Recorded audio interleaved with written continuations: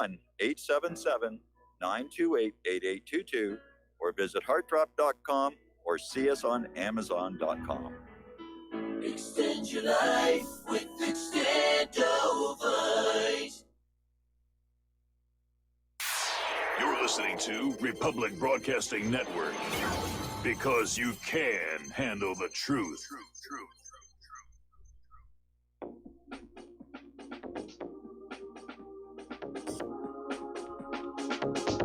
What really happened with your host, Mike Rivero.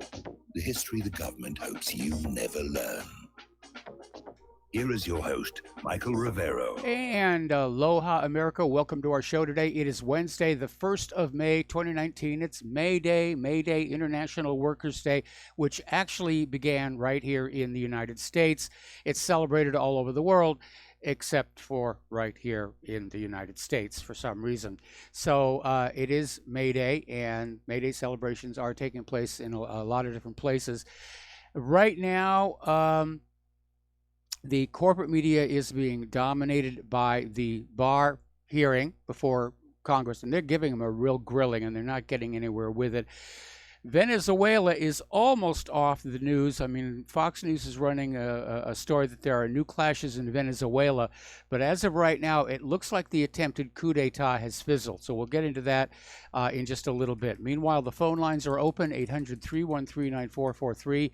That's 800-313-9443. And Sam is in our control room, ready to answer the phone, put you on the air with your comments, questions, and opinions here. Also, looks like they had a real bad day on the Dow. All right, let's get on into it because, again, there's a lot going on here, and the focus, at least here, is going to be on Venezuela. Maduro's congratulating his military for defeating the coup attempts as Guaido calls for more protests. So he's still trying to keep that going. But remember, the first indicator that the coup had gone off the rails was when some of his key supporters and backers started showing up at embassies of other countries and asking for asylum, which they were given. But Guaido is still out there calling for an uprising. And again, looks like far more people are in the streets supporting him than opposing him. And let's see. Article coming out of South Front saying that the U.S. hybrid war on Venezuela has entered a hot phase. Yeah, that does seem to be it. So you've got Guaido was on a video yesterday, self-declared interim president of the country, calling for a military uprising. Guaido was flanked by heavily armed men, claiming that he had backing from the military and that the video was filmed at the Generalissimo Francisco de Miranda Air Base in the capital, Caracas. That turned out to be a little bit less than accurate. He wasn't able to get into the air base, so they just found another location. Now, opposition politician Leopoldo Lopez, who'd been held under house arrest for inciting violence, appeared along Guaido, and he claimed that he had been released by the military. Then later in the day, he showed up at the embassy in Chile with his family and asked for asylum. So the U.S. immediately declared its public support for the coup attempt at the highest level and once again threatened the country's legitimate government with military action. Secretary of State Mike Pompeo called the actions of Guaido and his armed supporters a quest for freedom and democracy. In other words, the usual bovine excrement we get shoveled at us every time the U.S. overthrows somebody else's legitimate government. Eric Prince is still running around Washington, D.C., pitching a plan to privatize the coup against Venezuela using his latest Blackwater-inspired mercenary empire. He's saying with about 5,000 people that he could definitely topple Nicolas Maduro. Okay, we got callers coming in on the phones lines now. Let's start with Sovereign Man in Freedom Land. Aloha. Welcome to the show. What's on your mind? Greetings, Mike. Also, let me say this. Mayday, Mayday, happy birthday, Illuminati. You got one of those Federal Reserve notes? Somewhere around here. Yeah, if you pull that out and flip it over, you know those two symbols on the back? the bottom at the bottom of the pyramid, it has the Roman numerals for 1776 Yes. and the Illuminati. Those are symbols for the Illuminati, aka the corporation, and it was established May 1st, 1776, just a few months before the so-called Declaration of Independence. Okay, well, I was unaware of that part of it. I'm not seeing the Roman numerals, though. What I'm seeing underneath the pyramid is Novus Ordo Seclorum. Oh, no, it's at the bottom of the pyramid. It has MC. Oh, it's on the bottom of the hold on. pyramid. I see it now. Yep. Yeah, those are the Roman numerals for 1776. Okay, well, good little thing to know. Yeah, there's a guy, his name is Doc Marquis. He's a former, well, I would say he's like a sixth generation Illuminist, but he's former Illuminist. And I think the video is called The Eye of the Phoenix. And he talks about, the symbols on the back of the dollar bill and how all that came about. And pretty interesting video. Yeah, well, You can you find know, it. a lot of symbolism back then. Of course, many of the founding fathers were Freemasons and deists, so they were trying to put symbols in there that would appeal to pretty much everybody in the newly created country. Anything else? Well, it's not just back then. It's still today. It's all around us.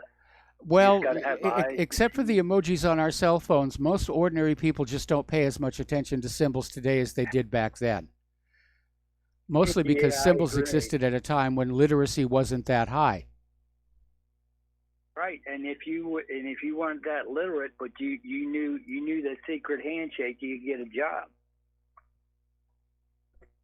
Yep. Okay. Blessings, Mike. All right, thanks an awful lot. We're going to let you go and switch over to Jim in Illinois. Aloha, Jim. Welcome to the show. What's on your mind? Michael, how you doing? I'm doing okay. Okay, I am not a Democrat. I am not a Republican, and this is why I'm stating that. I have read the Mueller report. I watched the entire hearing today, and after watching the hearings and also after reading the Mueller report, Attorney General Barr is not the Attorney General for the United States. He is the Attorney General and lawyer for Donald Trump, and he's protecting him, and that is so obvious. I mean, he was able to say certain things, but basically he was tap dancing, not really telling the truth and making excuses, which tells me something went on in the White House. Something continues to go on. Donald Trump should be impeached. Obviously, people in his campaign are acting like a crime syndicate. Even the White House attorney who resigned. Well, I mean, the entire government is operating like a crime syndicate these days. It's hardly unique to the White House. Well, I would agree with now, that. I watched a little bit of the hearings. I wasn't able to watch them all because I was doing show prep. And we're going to be talking about the hearings here in a little bit after we get through the international news. The sense I got was that Barr was feeling very defensive because he was under verbal attack from all these lawyers who wanted to grill him. And he knew going on in it was going to be a grilling. But apparently, Robert Mueller is saying that Barr's summary of the Mueller report was accurate, that in point of fact, it was the corporate media's reporting on the report that was inaccurate and giving a false impression. So we're going to have to be really very careful. And inasmuch as the unredacted report has not been made public, none of us, not you, not I, has actually read it yet. Well, it's going to be interesting when Mueller comes to Capitol Hill and testifies. This is what I believe, and I am a historian when it comes to the Watergate hearings. Watergate started off slow, but by the time it was over, Nixon had no choice to resign. I'm not saying Trump is going to resign, but the truth is going to come out when the American public see it in black and white what's going on Capitol Hill. Well, you seem to be coming into this discussion with a great deal of prejudice. You're guessing that you know something was going on without actually having the evidence. Michael, wait a second. I'm not being taking sides. I'm just saying the evidence coming out. That's what I'm saying. Did you read the Mueller report? I read part of it, and basically it said, well, I've read Barr's summary of it, and said, okay. I read the entire thing, all 480 some pages.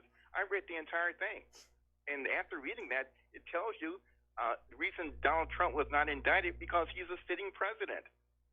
If he was a citizen, he would be in jail right now. And again, I'm not a Democrat or Republican. I can criticize the Democrats just like I'm criticizing Republicans and Donald Trump. My concern is the country. We're so divided, and nobody really wants to tell the truth. Well, over the weekend, I'm going to get around to reading the Mueller report, or at least as much of it as is out there. But I don't want to jump to any conclusions here, specifically because what I'm hearing from the Democratic side is we don't care what Mueller says. We don't care what Barr says. We know there's got to be something there. We know we've got to impeach. And, you know, I don't want to get everybody rushing headlong in that direction before we know for a fact what is going on. And we know that Mueller was, you know, very hostile towards Donald Trump. I don't know about Attorney General Barr, but I don't see Mueller covering up for Trump. I think Mueller, if Mueller had actually found something, he would have come out with it. But we're now hearing that it was known inside circles going all the way back to August of last year that Mueller couldn't find anything. I would agree with that. But again, let's agree with this. Let's just wait and see what happens. Also, I also agree they should have gone after Hillary Clinton. I agree with that one, certainly. I mean, there is so much more there with Hillary Clinton. There's Uranium One, there's the Clinton Foundation, and it is astounding how the Clintons can just keep getting away with what they're getting away with, and nobody will touch them. Anyway, Jim, we're going to let you go. Thank you very much for the phone call. We're going to do a shout-out now to our on-air affiliates who are just now rejoining the network. Getting on back to Venezuela. Now, this is speculative, okay, but 2 aircraft carriers have left the port. The USS Eisenhower and her escorts have left Virginia and were last seen sailing south. The USS Roosevelt and her escorts have departed San Diego and were also seen heading south, presumably toward the Panama Canal. And the speculation is that these 2 carrier groups are heading for the coast of Venezuela. Now, the U.S. government is already out there screaming, pointing fingers. These people are to blame for our coup d'etat not working out. You're not letting us have our fun. And apparently, Trump yesterday was threatening to tighten the already tight embargo around Cuba if Cuba does not remove its military people from Venezuela. And Carlos Fernandez de Ocasio, Cuba's Director General of U.S. Affairs, said the U.S. is falsely accusing Cuba of having more than 20,000 troops and intelligence agents in Venezuela. De Ocasio said there are roughly 20,000 Cubans in Venezuela, but virtually all are medical workers, and they are some of the finest medical workers in the world. De Ocasio said there are no troops. Cuba does not participate in military operations nor in security operations in Venezuela.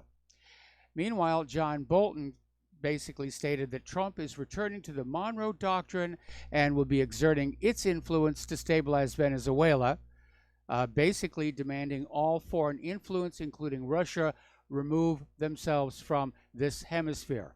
And as a little reminder, the Monroe Doctrine goes back to 1823, before the Civil War. But that's basically, you know, we have simply declared this is our hemisphere. Oh, well, what are you doing in the other hemisphere? You're all over the Persian Gulf.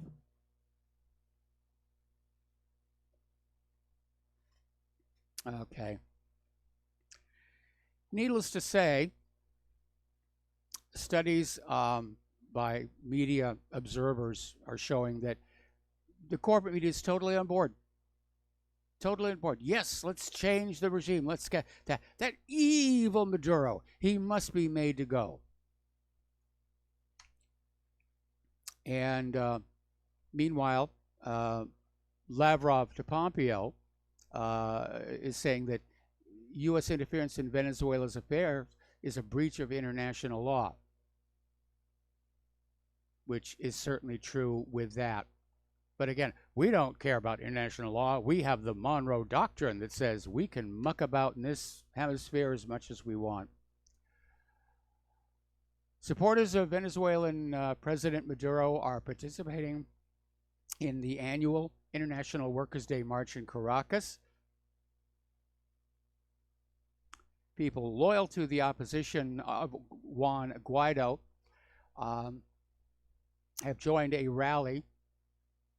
Guaido had called for the largest protest in Venezuela's history, didn't quite get it. But Maduro, who's got the support of China and Russia, among others, is accusing Guaido of plotting to overthrow him with the help of Washington, D.C., which everybody's kind of figured it out already. Over at the Ron Paul Institute, Daniel McAdams has weighed on in saying that Guaido's coup is a farce. It's an absolute farce. Meanwhile, police in Washington, D.C. have set up barricades between the pro-Maduro activists who are inside Venezuela's embassy and the more recent arrivals who are protesting in favor of Guaido. Ron Paul is now warning that Guaido may now be worth more dead than alive to Washington's coup creators. He's failed to kickstart the military uprising yesterday. It was a major fizzle. And Russia Today is reporting that his life may be in danger from his own CIA backers.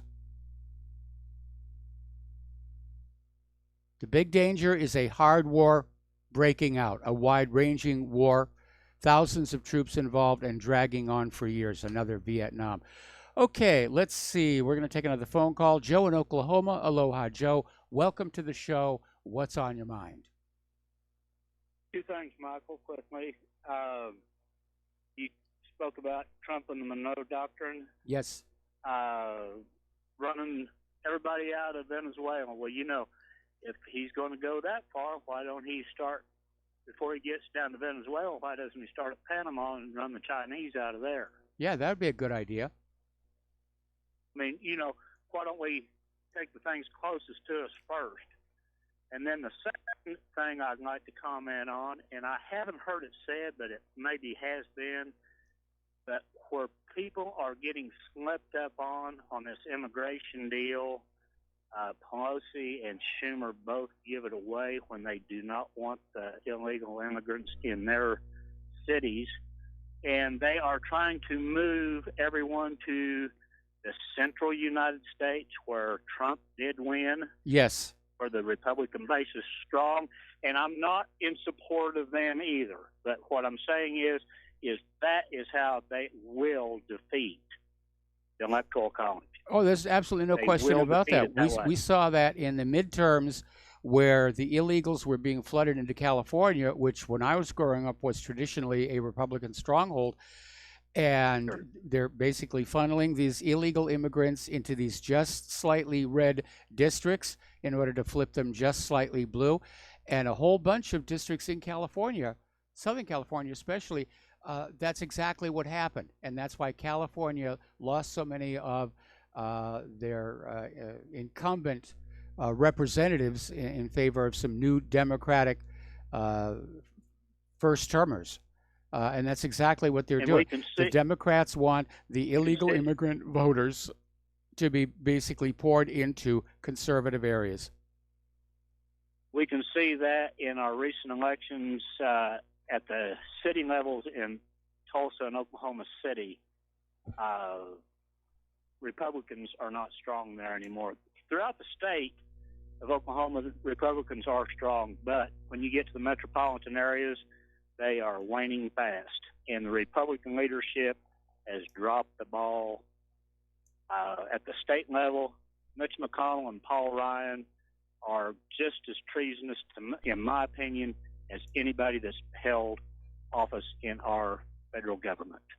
They have sold us down the tubes.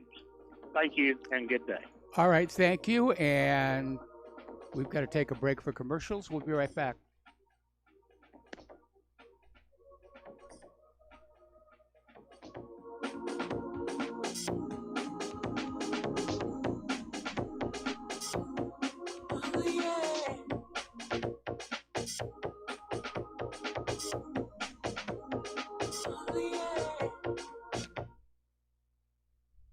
Corporate media dominates the American opinion. Finding independent voices that counter this avalanche is becoming increasingly difficult. With the endless corruption running rampant throughout our government, independent voices are needed more than ever to battle the offensive against our freedoms and liberties. As a listener of RBN, no one understands this concept better than you.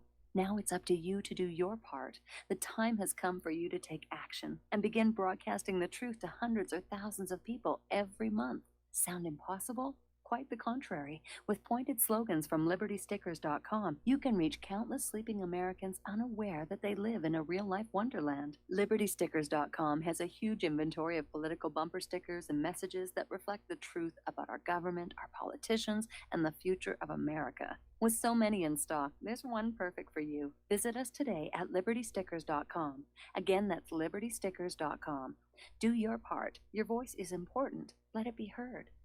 Folks, we're living in a world the likes of which we've never perceived any clearer than we do now. The plan for global governance has been in the works for generations and would have likely been achieved by now, but for the fact that the globalists left open their Achilles heel. With all their tools, Federal Reserve System, fiat currency, no child left behind, and then Common Core education introduced to our schools to dumb us down, vaccines, pharmaceuticals to lobotomize us, GMO foods, insertion of compromised or bought and paid for politicians, judges, mainstream media propaganda, all pieced together like a puzzle designed to ultimately bring the world under submission. But with all their strategy, they forgot one thing: knowledge. And knowledge is power. With knowledge, their bombardment is nullified. Folks, with that, as brilliant and knowledgeable as you've become, among the wisest audience of any radio audience in the world, and you are, I want you to take a moment to reflect and ask yourself, how much of that knowledge did I obtain from Republic Broadcasting Network? How high has my consciousness been raised since I've been a listener? How fast am I now able to discriminate truth from fake news by being a Republic Broadcasting listener?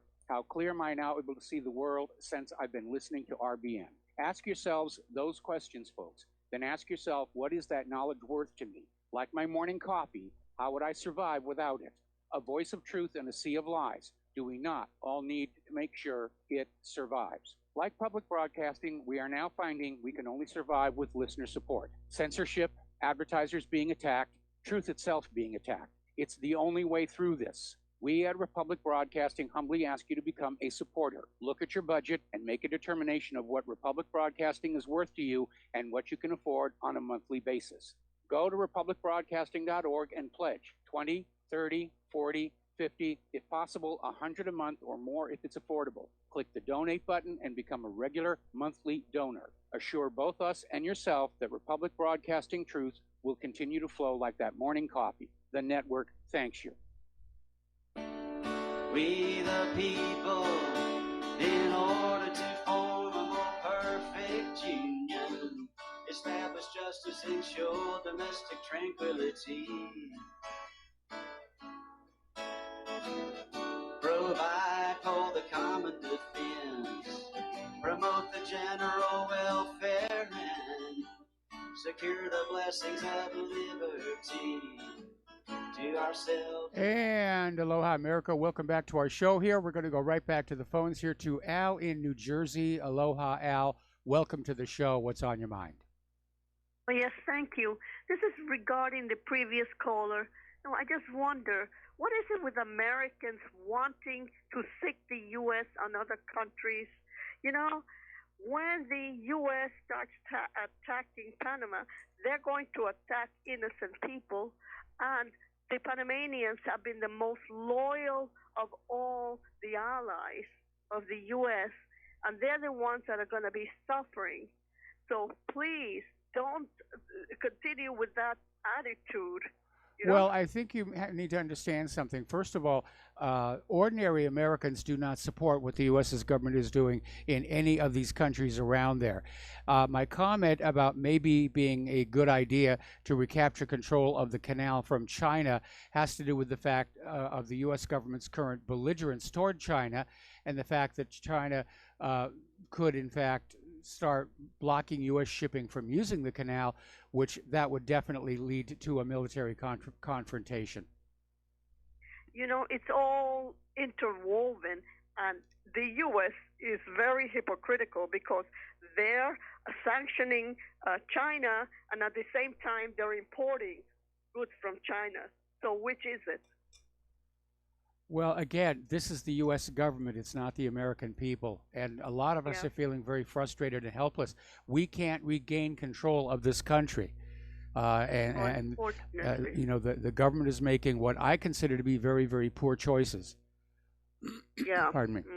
Well, I just want for people to know that if there's any bombs going to be dropped, the ones that are going to get the short end of the stick are the common people there. It's always that way. It's always that way, whether it's Iraq or Syria or Afghanistan or Libya. Ordinary people, civilians are being killed. Up in Afghanistan, the U.S. is killing more civilians than the Taliban is. Yeah. And, regarding Venezuela, we're looking at this situation down in South America, and we're very much afraid that the U.S. is going to start bombing and dropping Agent Orange now in South America. Yeah. That would be a bad thing. Terrible. That would be a it would be our turn, right? Well, there was a period, I think it was back in post-World War II, maybe. I'm going to have to go back and look at the history, where the U.S. government just started going around South America messing with all the countries. I mean, they overthrew Allende in 1973.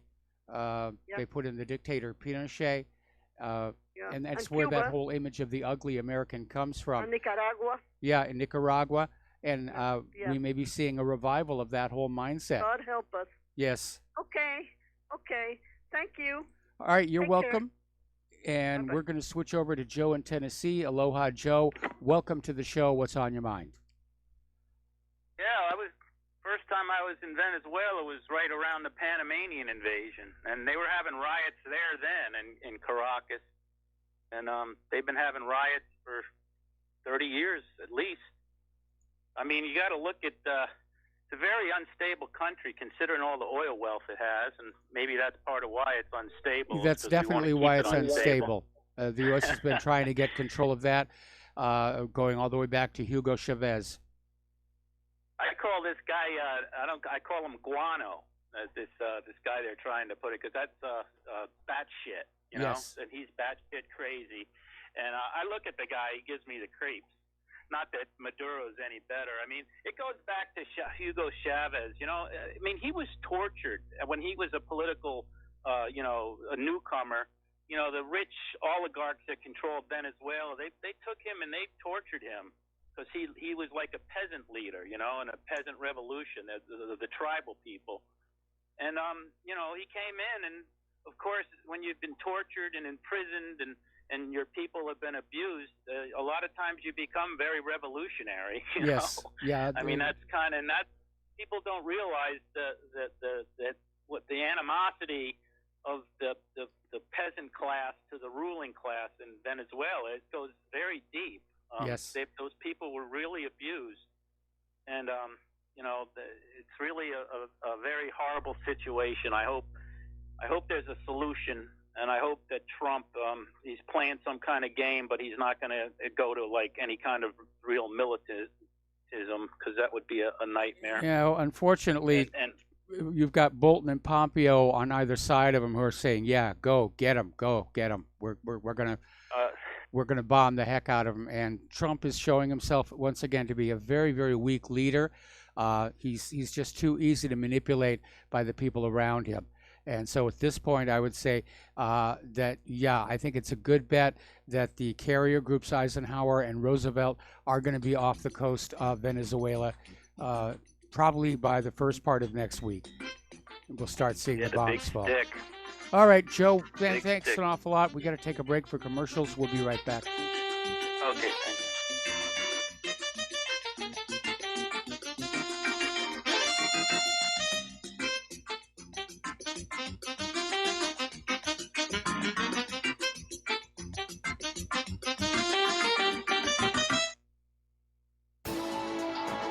You are tuned in to the Republic Broadcasting Network. Visit our website by going to republicbroadcasting.org.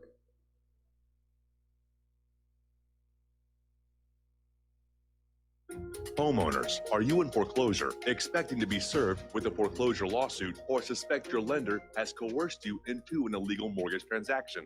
A huge number of mortgages made in the last 10 years have legal issues and are possibly defective. State laws and the U.S. Supreme Court have upheld that defective mortgage documents are grounds for foreclosure defense and for counterclaims in favor of the homeowner. If your mortgage has been sold or assigned since closing the loan, it may be defective and you may be paying the wrong party, and the lender may not have standing or the right to foreclose or collect payments under the law. If you would like to know if your mortgage is legal or not, or know if you are paying the right party, we can help. Our initial consultations are free of charge. We are not attorneys. We are legal researchers and work closely with experienced lawyers who know how to help you find the evidence to help you keep your home. Call toll free 1-855-2-KEEP-IT. That's 1-855-2-KEEP-IT today.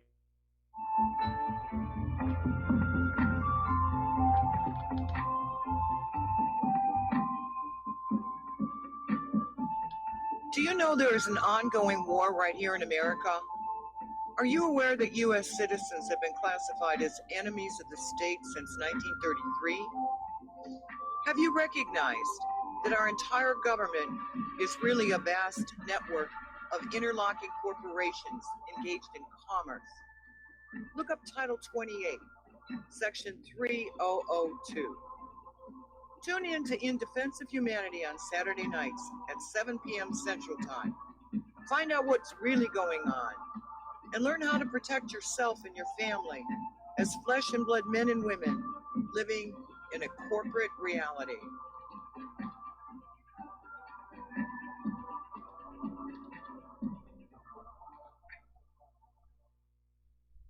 Without the right accessories, any guy can be off the mark. Whether you've invested thousands in your arsenal or you own a single trusted firearm, a visit to AROutfitting.com is in order. It's one of the finest online selections of tactical optics and AR parts and add-ons, like EOTech, quick target acquisition with no peripheral loss. Browse the full range of Nikon scopes and binoculars. AROutfitting.com can illuminate your world with Streamlight gun-mounted lights from keychain to large handhelds up to 1,100 lumens. Find some stability with Battenfield tactical bipods. AirOutfitting.com has CMMG gun parts, barrels, assemblies, handguards, part kits, and more, plus mag-full clips and magazines. I know I've got you excited, so take a breath. Head to AirOutfitting.com. The site's super easy to navigate and features a ton of technical info, including links to manuals. We also welcome vendor and manufacturer inquiries. Remember, if you don't see it, we can get it at AirOutfitting.com. When all this twisted steel was swept away, did these remaining holes reveal what's really happened? And aloha, America. Welcome back to our show here. And we're going to go back to the phones here to Murr in Wisconsin. Aloha, Murr. Welcome to the show. What's on your mind? Yeah, hi, Mike. I just watched this. It's from 2009, Oliver Stone's documentary, South of the Border, about Chavez. Yes. And it was amazing what he did. It was amazing what he did. You know, took control of the oil. The economy doubled in 6 years. Yes. And there were 70% less poor in less time than that.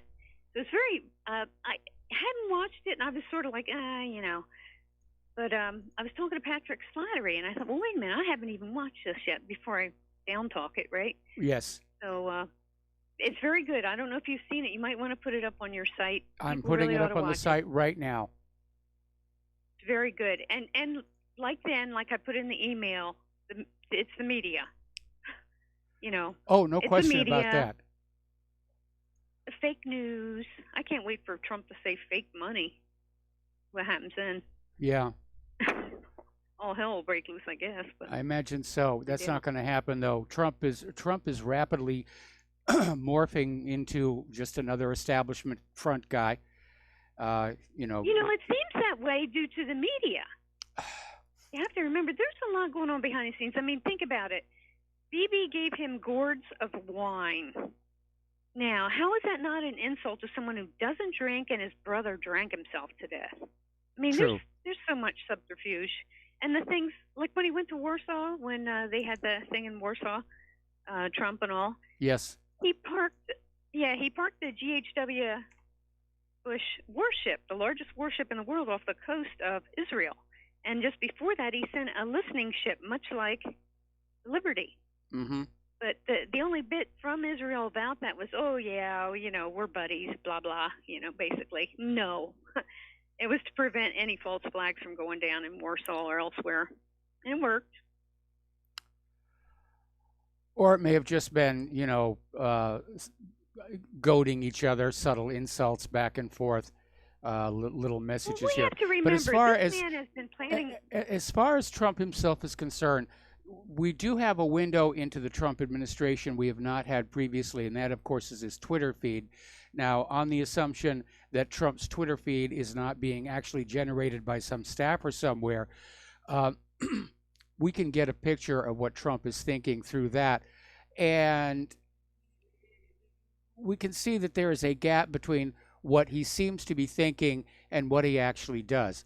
And getting on back down to Venezuela, my concern, of course, is that there are a lot of war hawks. They've been lusting after Venezuela's oil for a very long time. It's the largest known reserves on Earth.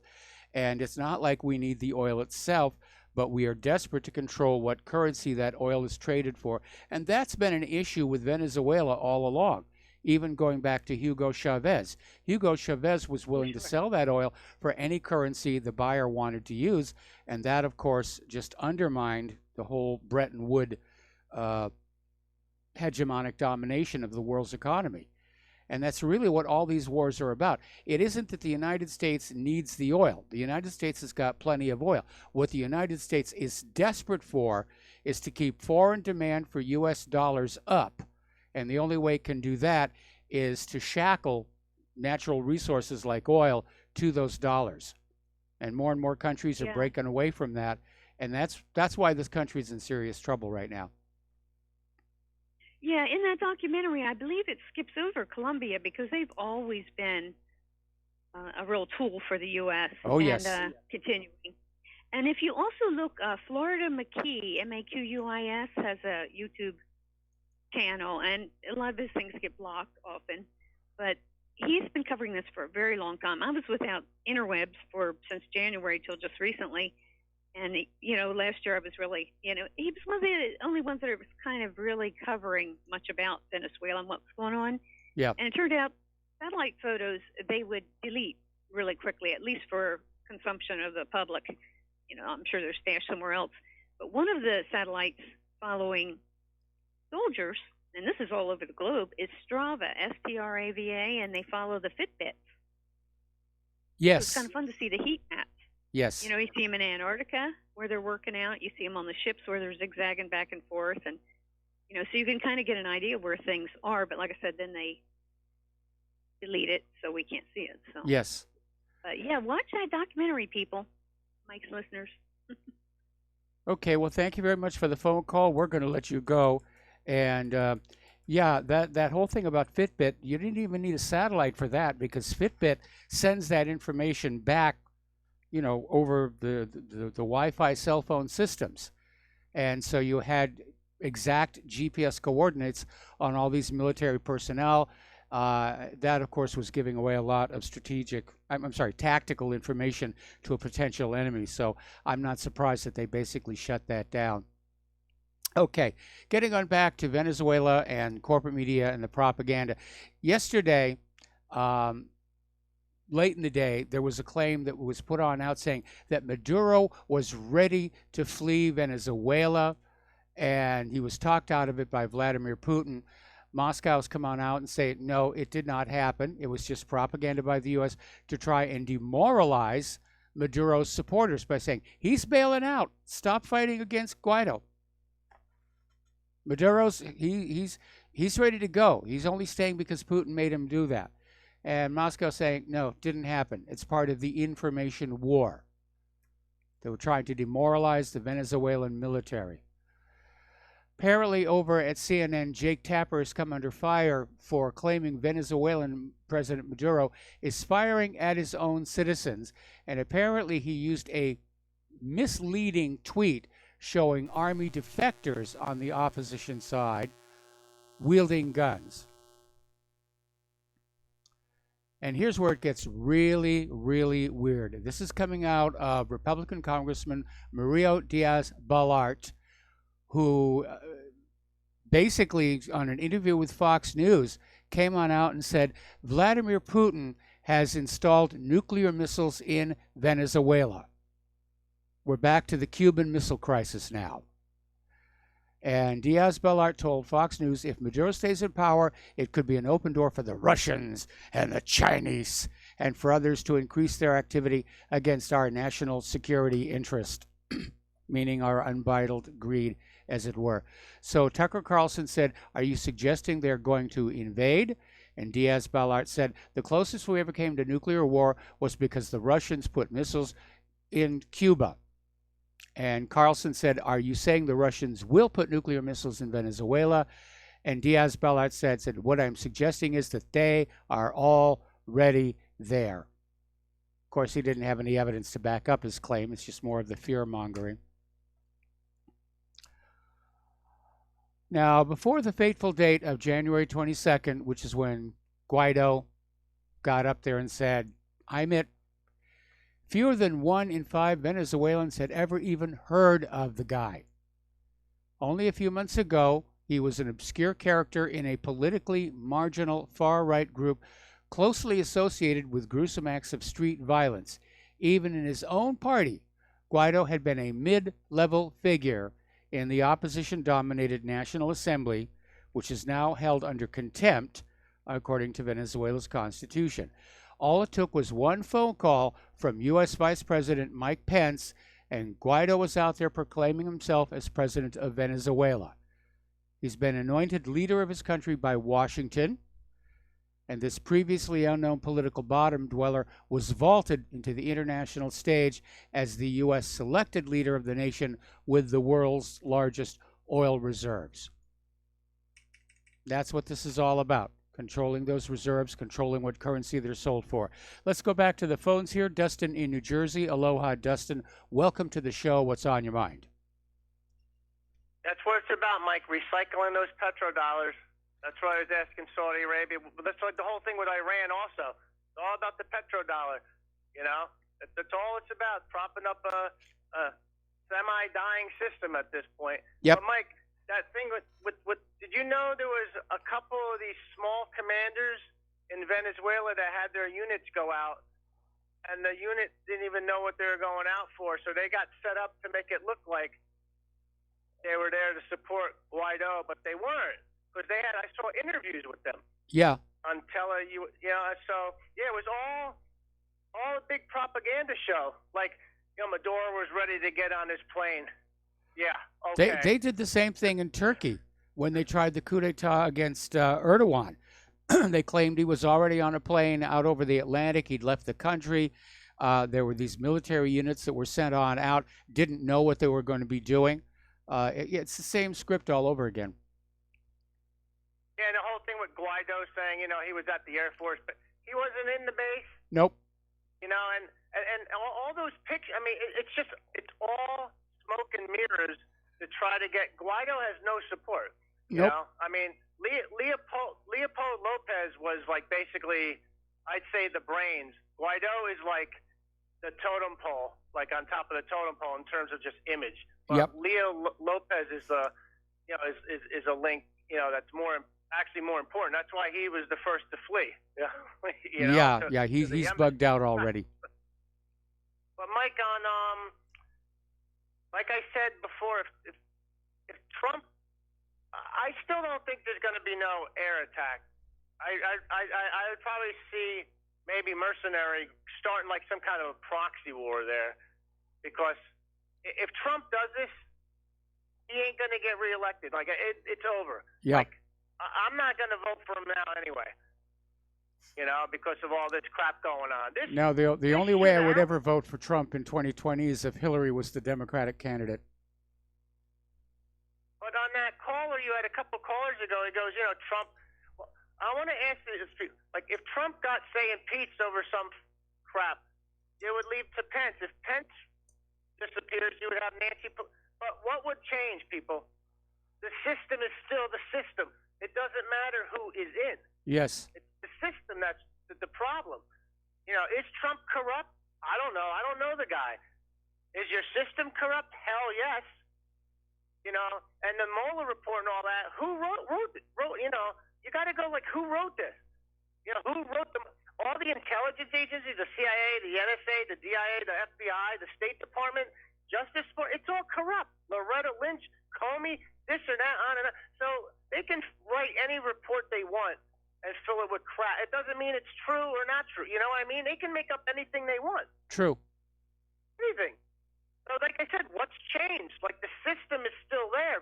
I mean, presidents come and go. This rotted system remains. And it's just, I know you get depressed. Man, I get depressed because I'm like, how the hell do you, like you said, I know we got to wait till like it just disappears, because eventually it's just going to eat itself up. Yes. Like this show with Bard today, which was a show. Yes. By the way, what's the woman in Hawaii? Tulsi. Hirona? Macy the other one, Hirono. Macy Hirono. Yeah. Did you see that with Barr? She's like calling Trump a grifter and a liar in the Oval Office. That's what she said. Like, I mean, that's all a political show. Yes. Like a bread and circuses type of thing. But Mike, that's all I want to say. All right. Well, have a thank good you very show. much for the phone call. We're going to let you go. And getting on back to the war zones, over in Iraq, the United States has finally actually carried out a military operation using an F-35. So this F-35A has carried out a pair of airstrikes against targets inside northern Iraq. They're saying the strikes were against ISIS, claiming to have hit a tunnel network and a weapons cache. This is the first time the F-35A has been used in combat, and apparently they kept it well out of the way of any possible countermeasures, because if one of those things gets shot down, it will be, shall we say, embarrassing. But the jets deployed into the region on April 15th, and officials are anticipating the first use of them.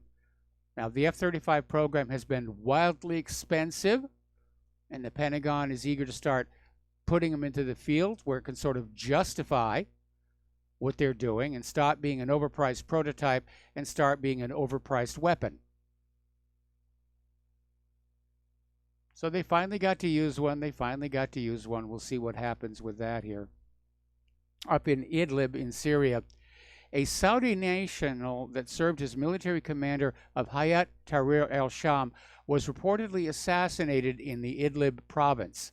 According to pro-opposition activist Abu Yusuf al-Jazrawi, was assassinated this week.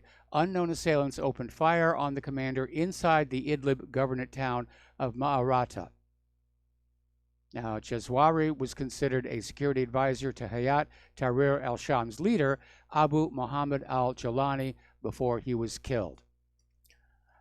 Russian and Syrian air forces have launched the largest attack of the year as what they hope to be the final Idlib offensive nears. And so they're up there in northwestern Syria. and they targeted dozens of towns and villages along the Hama Idlib axis, with a high concentration of strikes on the rebel stronghold of Kafir Nabuda. So they're really, really pouring it on. Here's an interesting story, and it sort of basically gives away what's going on. A senior Pentagon official has admitted U.S. forces will be in Syria for, quote, the long haul, end quote, and coupled his statement by declaring the territory contains a lot of the oil resources and arable land. Now, this is an uncharacteristically frank remark, and they were made this week by Michael Mulroy, who's the Deputy Assistant Secretary of Defense for the Middle East, while addressing a conference at the D.C.-based Center for the New American Security, months after President Trump appeared to have caved into his advisors, reversing course earlier this year from his stated goal of a full and rapid U.S. troop exit from Syria. And that is the problem with Donald Trump. He's weak. He's easy to manipulate. He's susceptible to flattery. And these advisors, the same advisors who've gotten us into all these other horrible wars, they just work at him. They say, no, no, no, we have to stay in Syria. Oh, yes, yes, yes, we have to go into Venezuela. And Donald Trump says, well, I guess so. I guess so. I guess we have to do that. I think a strong president could do a lot to repair this government, like John F. Kennedy did. Of course, look what happened to him. We have to take a break for commercials, and we'll be back after these few words.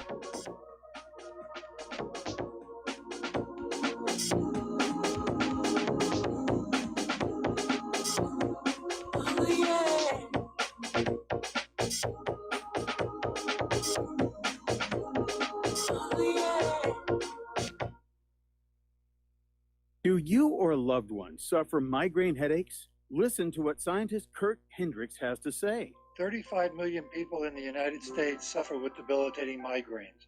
If you or a loved one are one of them, you need to know about MigraLief. Hi, I'm Kurt Hendricks, the scientist that formulated and patented the MigraLief migraine formula.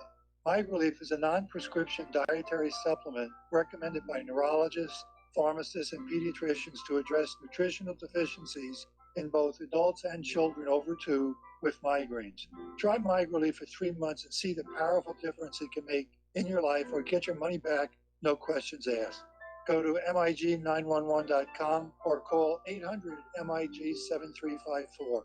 You can change your life today. So if you suffer from migraines, don't wait. Call 800-MIG-7354. That's 800-MIG-7354, or visit MIG911.com. Corporate media dominates the American opinion. Finding independent voices that counter this avalanche is becoming increasingly difficult. With the endless corruption running rampant throughout our government, independent voices are needed more than ever to battle the offensive against our freedoms and liberties. As a listener of RBN, no one understands this concept better than you. Now it's up to you to do your part. The time has come for you to take action and begin broadcasting the truth to hundreds or thousands of people every month. Sound impossible? Quite the contrary. With pointed slogans from LibertyStickers.com, you can reach countless sleeping Americans unaware that they live in a real-life wonderland. LibertyStickers.com has a huge inventory of political bumper stickers and messages that reflect the truth about our government, our politicians, and the future of America. With so many in stock, there's one perfect for you. Visit us today at LibertyStickers.com. Again, that's LibertyStickers.com. Do your part. Your voice is important. Let it be heard. The reviews for Extendivite are amazing. Here are some from Amazon. September 2018. Extendivite works in keeping my blood pressure in the normal range. I've been using Extendivite for many years now. May 2018. Great product. I use regularly and I rarely get sick. March 2018. This product has relieved what appeared to be angina pain in my chest and shortness of breath after climbing stairs. I'm quite happy about it. February 2018. My husband, son, and I have been using this product for a few months now, and we have noticed an improvement in our joints and blood pressure. Tell us your story. Get Extendivite today. To order, call 1-877-928-8822. That's 1-877-928-8822, or visit heartdrop.com. Extend your life with Extendovite. Well, they're stealing down on Wall Street and in Washington too. You know, it makes me wonder, what's a guy on Main Street to do? I've always tried to be an honest, upstanding kind of guy. And I must admit lately, I thought about giving something else a try. Oh, I want to be a pirate. I want to sail the seven seas, yeah, I want to be a pirate. And aloha, America. Welcome back to our show here. Coming from the top of the hour, we're talking about the war zones. Emphasis on the plural all around the world. Fox News is showing, again, new clashes in Venezuela. And again, like yesterday, there just doesn't seem to be that big of a crowd out there to support Guaido. So, unfortunately, I do think there's going to be a military action in Venezuela. I know that Dustin does not agree with me, but time will solve that mystery, as they say. Okay, getting on over to Afghanistan. There appears to be some progress being made toward a conclusion. And there are negotiations going on with the Taliban in Qatar that have achieved an uncommon consistency. There's a bipartisan resolution matching the Taliban's proposed timeline has emerged in the U.S. Senate. The main voices opposing peace originate from within the Pentagon and the Afghan National Unity Government. Now, in a departure from their constitutionally mandated subordinate role, top generals are calling for yet another extension on murky grounds. So it's a complex mess. How does the United States get out of Afghanistan without making it look like we lost, which we did? How does the U.S. puppet government in Afghanistan stay in power against the Taliban that it originally deposed?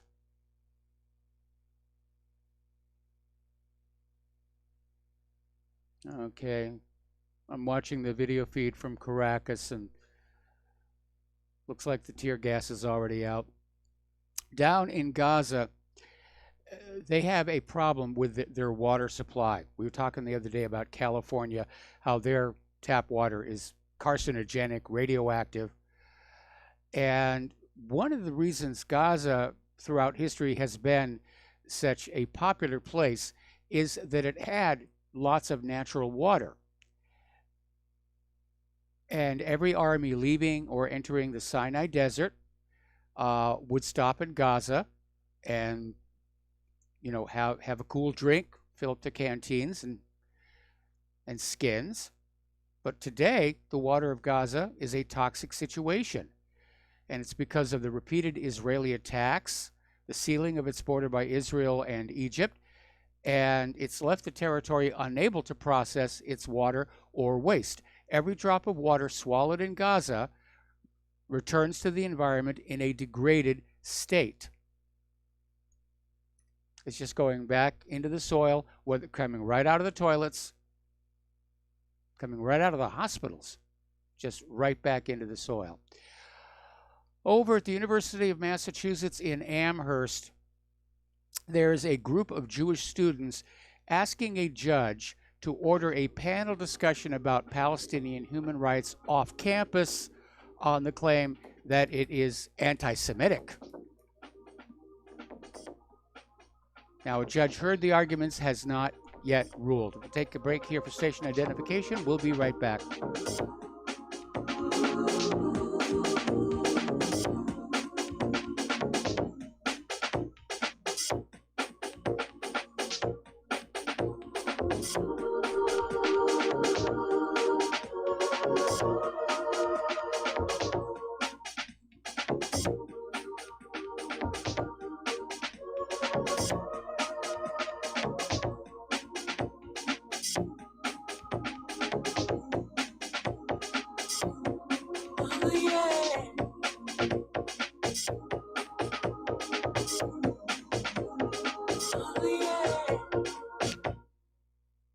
Homeowners, if your lender has gone out of business or sold your transaction to another lender or servicer, you may be the victim of a wrongful foreclosure, resulting in the loss of your home. If you've already lost your home, are in foreclosure, or even in good standing, you can challenge the mortgage transaction's illegal issue, and your property can be restored to you, and your foreclosure can be stopped or reversed, and the mortgage transaction declared unenforceable. State laws, U.S. title codes, the Uniform Commercial Codes, and U.S. Supreme Court rulings have upheld that defective mortgage documentations can reverse or stop foreclosures and enforce property title claims in favor of the homeowner. We are having successes in stopping the process of foreclosure, the enforcement of the foreclosure judgments, the sale of property, and evictions after the sale. We are not attorneys, and we don't give legal advice. We are a professional team of legal researchers, providing forensic mortgage audits and expert witnesses. We have the knowledge to produce the evidence and enforce laws regarding your legal issues. We've been in business for 12 years without a complaint. Consultations are free, and we provide a free title search to confirm if your mortgage has legal defects. Please call 855-253-3748. 855, 2, keep it today. This is RBN, the Republic Broadcasting Network.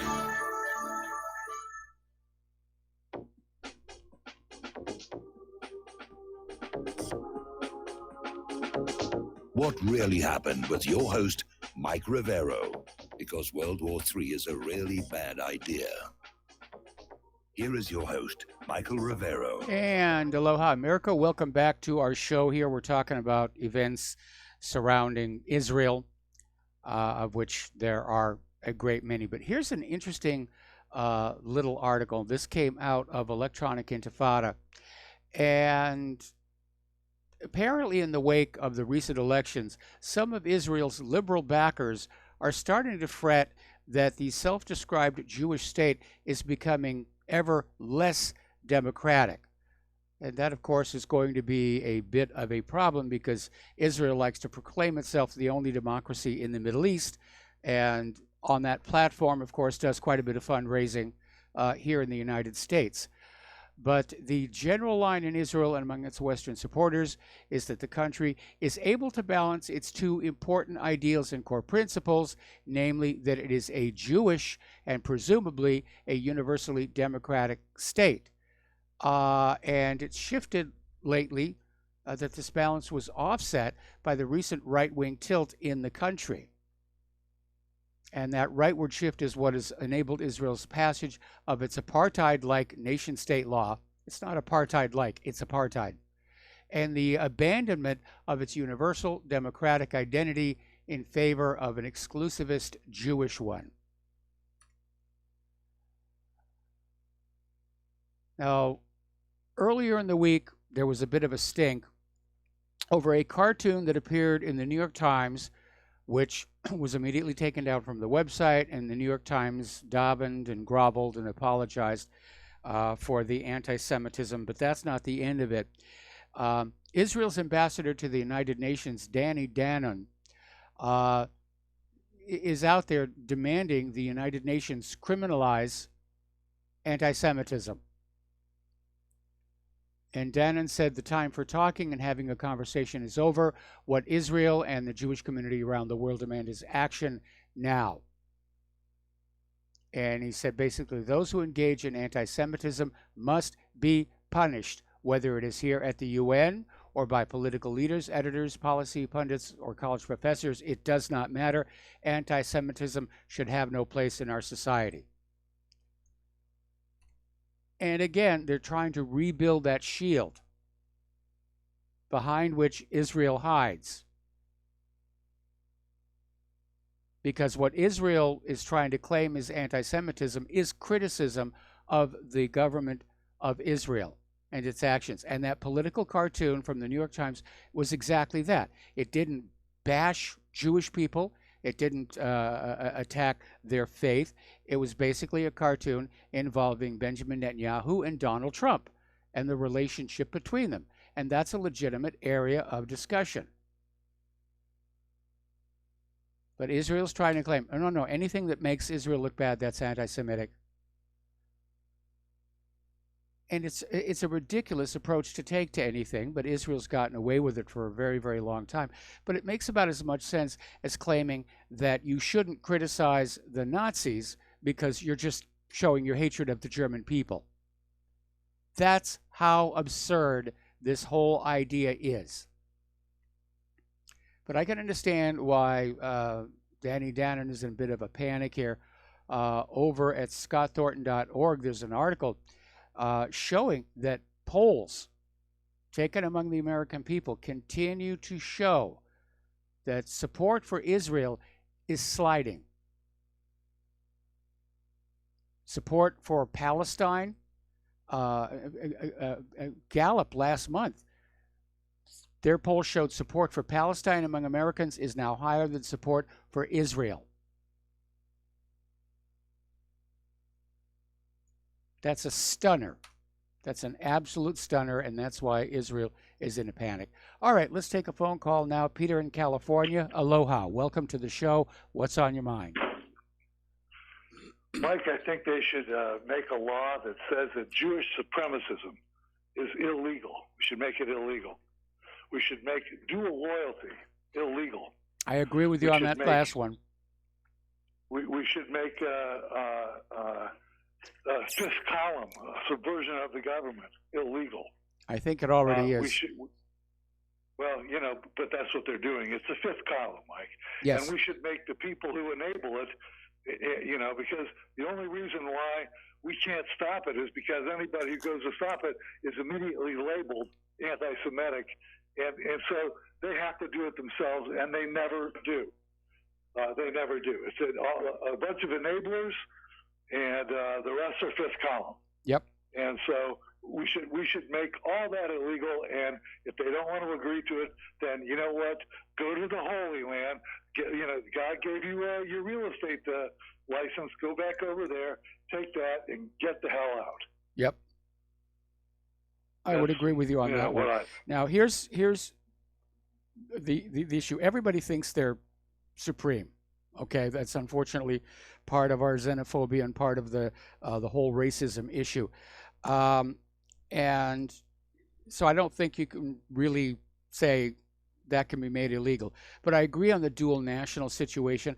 I think we also ought to look at going back to a time when we had laws that limited how much media a single entity could own, because a big part of the problem right now is that you have these large corporate empires which are dominated by you-know-who, and that is why, you know, first of all, I'm amazed the New York Times actually put that cartoon up to begin with, but then it makes it very understandable why it would be yanked down very, very quickly. There was another article about the New York Times just last week, and how they always say, well, you know, it will lead to, they're talking about Israel, if these policies continue, it will lead to apartheid. They've been at apartheid for 70 years. It is apartheid, founded by ethnic cleansing Jewish supremacist terrorists who blew up car bombs, and 3 of their prime ministers were literally terrorists that pulled the trigger themselves. Yes. Nobody else has a country that's like that anywhere. And but the New York Times keeps saying, well, if they continue on this road, they're going to become apartheid. You know, give me a break, New York Times. That's why nobody reads your ass anymore. It's a lie, just like the Gallup numbers were a lie, and they admitted it. Yes. They admitted that they fudged the numbers for years, and you know, it's all a lie. All the stuff that you see on TV, that doesn't give any context at all, it's lies by omission. And they own it all. They own the banks that own them as well. Yes. And so, you know, it's toxic, and you can see why so many people have been so many countries have thrown them out and found them to be, you know, subversive, absolutely subversive. Yes. How are you going to do that? You know, they're behind, you know, everything from the open borders to the gun control stuff to, I mean, they support all that almost as a block. All the wars, anything for Israel. You know, please. It just drives me nuts to hear it, and I'm glad that you're running this stuff, Mike. So, well, the sad truth is that if Israel's representatives in this country have their way, we ordinary American people are soon going to be living the standard of living of the Palestinians. I'll tell you what's patently clear. They've had their own country now for 75 years or so. And it's patently clear that they cannot subjugate their own chosenness, ego, and racial Aryan supremacy and drive for Lebensraum. Does it remind you of anybody? Yes, it. They can't, and they're patently incapable of governing other people, and they're patently incapable of living under anybody else's aegis without trying to take control.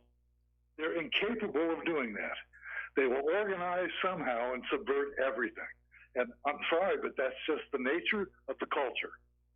They you can call it a trope all you want, but that's all the evidence is there. It's been around for thousands of years. Well, it's written into their religion. If you read the Talmud, I mean, or even the Old Testament, it's we're the best, we're the greatest. We will smite the wicked, and God will wipe out the enemy because He's promised us all the goodies. I heard a great Polish proverb that I read just the other day, and it said, "The Jew will cry out in pain as he beats you." Yes, I've heard that one. So, but the victims always, no matter what they're doing, they're always a victim. Yep. And by the way, they tried to blame everything on Gaza the other day. Did you see that? Yes. That it's all Gaza's fault, not theirs, but it's the poor people they're shooting down by the hundreds a week. It's amazing. Anyways, Mike, I know you got other calls and other topics, but thank you for taking the call. All right, thanks an awful lot for the call. We're going to let you go here. And here we are. Okay. Today was the day that Iran was supposed to stop selling its oil, stop exporting its oil. And Trump ended the waivers, said there will be no wind down period. Everybody has to stop. Well, apparently, Iran is actually boosting gas sales to its neighbors, such as Iraq and Turkey, which have decided they don't want to go along with U.S. sanctions anymore. So what's the U.S. going to do to Iraq and Turkey? Well, sanction them. We're just going to sanction the heck out of those people here. Over in the South China Sea, and again, why are they doing this at a time when supposedly they're trying to get the trade agreement passed? But apparently the U.S. government has declared that what are described as paramilitary fishing boats will be treated like combatants. The U.S. has warned Beijing the U.S. military will aggressively respond to provocative acts by China's Coast Guard and fishing boats in the same way it reacts to the Chinese Navy. So, in other words, fishing boats that are outside China's territorial waters, they're now targets. Now, earlier this week, Chinese media confirmed that Russian warships arrived in Qingdao, a port city in East China's Shandong province, at the start of this week's joint China-Russia naval exercises. The Russian fleet included the Varyag guided missile cruiser, a submarine, 2 anti-submarine ships, a corvette, a landing ship, a tanker, and a rescue vessel. Early this week, Chinese media confirmed that Russian warships... Oops. Sorry, this was double printed. So they're going to have an exercise. They're going to learn how to work with each other, learn to get the translators going back and forth. Everybody's putting their weapons out there in play. Story coming on out from Sputnik News. One of the more closely guarded secrets we have in this country is just how many bombs does the United States have. Earlier, the Department of Energy formally rejected a request for information on the size of the U.S. nuclear weapons stockpile by the Federation of American Scientists, breaking with nearly a decade of practice. Now, the Federation of American Scientists are the group that have that little doomsday clock on the front cover of their little bulletin here. But it is currently estimated the United States has close to 3,800 nuclear warheads. 1,300 of them are deployed on ballistic missiles. 300 warheads are located at strategic bomber bases across the U.S. We have a few of them here on this rock. Another 150 are tactical nukes at bases across Europe, and 2,050 more in reserve. So, apparently the U.S. also has approximately 2,300 warheads that are retired and slated to be dismantled. So, if the retired warheads are included, the total U.S. nuclear arsenal amounts to approximately 6,185 warheads stored across 24 locations in 11 U.S. states, as well as 5 European countries. That's a lot of bomb. That is a lot of bombs. Okay, getting on back to William Barr's testimony. Barr told Congress he had spoken to Mueller, and the special counsel said press reporting on the letter that the special counsel had written to Barr complaining about certain aspects of Barr's summary was inaccurate. Barr says that Mueller didn't say the Department of Justice misrepresented his report, and Barr added he was surprised when Mueller didn't rule on obstruction, though he also said that Comey's firing didn't amount to obstruction of justice. Comey was incompetent. Now, when Dianne Feinstein was questioning him, she focused on what Trump told former White House counsel Donald McCann II. Barr held his own, arguing it would be impossible to prove the president ever actually directed the firing of Mueller. It would also be difficult to show corrupt intent beyond a reasonable doubt. So again, the Democrats are on a fishing expedition. They just want something that they can hang impeachment on here. Okay, we already talked about that one. Let's go here.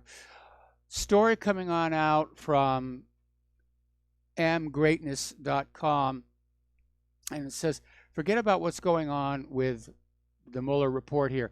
The real bombshells are about to hit their targets, and what they're talking about is in the next few weeks, Inspector General Michael Horowitz is expected to issue his summation of the potential abuse of the Foreign Intelligence Surveillance Act by top officials in the Obama administration and holdovers in the early Trump administration who were overseeing the investigation of Donald Trump's presidential campaign. And apparently the perpetrators from FISAgate are now scrambling for cover because they know they may be in trouble. They better start making deals here. So we're here at the 1st of May, 2019. We've got an election coming up in November of 2020. The campaigns are already in full swing. The game playing is already out there. And what are the Democrats actually running on? What is their 2020 platform? It seems to just be reparations, allowing terrorists in jail to vote, and spending trillions of dollars to basically get rid of the plant food in the atmosphere. That's it. That's all they've got to work with. And that's why they're desperate to load up the red districts with illegal immigrant voters to turn them into blue districts. Because they don't really have anything to appeal to American voters with. Next year's election is going to set records for being crooked. Okay, let's talk about the economic news now. And apparently Italy is the latest country that wants to bring the people's gold home. European Central Bank's President Mario Draghi recently announced the ECB would be required to approve any management of gold reserves within the Eurozone countries. In other words, they're getting very nervous about countries saying, we want our gold back from the central bank. And so Draghi is saying, no, you have to have our permission. It may be your gold, but it's our central bank. And Draghi singled out Italy. And according to the Wall Street Journal, Italian citizens want to take control of Italy's gold reserves. During the last few years, a multitude of small investors lost billions of dollars due to the failure of several Italian banks. The Bank of Italy has been seen as an elitist, inefficient entity, indifferent to the needs of ordinary people. Deputy Prime Minister Luigi Di Maio is leading the attack against Italy's central bank, along with the Five Star Movement and the Nationalist League, all of whom blame the country's financial woes on the incompetence of the central bank. Gee, just like here in the United States. So they want their gold back, and they should get it back. Draghi should not be throwing up a roadblock. So we're going to take another commercial break here, and we'll be right back.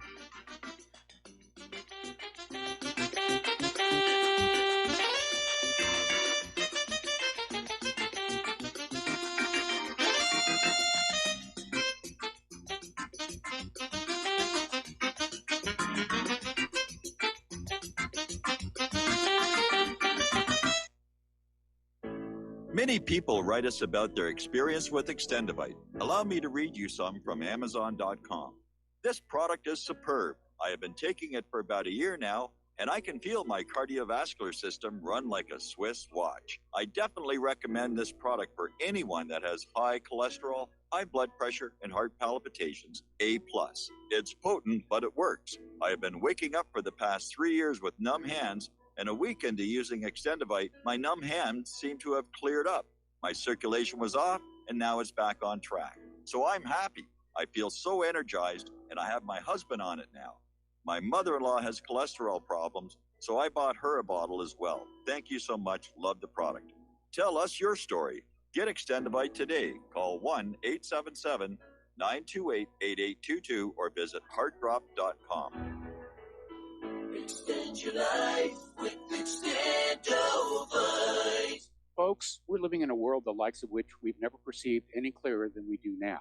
The plan for global governance has been in the works for generations and would have likely been achieved by now but for the fact that the globalists left open their Achilles heel. With all their tools, Federal Reserve System, fiat currency, no child left behind, and then Common Core education introduced to our schools to dumb us down, vaccines, pharmaceuticals to lobotomize us, GMO foods, insertion of compromised or bought and paid for politicians, judges, mainstream media propaganda, all pieced together like a puzzle designed to ultimately bring the world under submission. But with all their strategy, they forgot one thing: knowledge. And knowledge is power. With knowledge, their bombardment is nullified. Folks, with that, as brilliant and knowledgeable as you've become, among the wisest audience of any radio audience in the world, and you are, I want you to take a moment to reflect and ask yourself, how much of that knowledge did I obtain from Republic Broadcasting Network? How high has my consciousness been raised since I've been a listener? How fast am I now able to discriminate truth from fake news by being a Republic Broadcasting listener? How clear am I now able to see the world since I've been listening to RBN?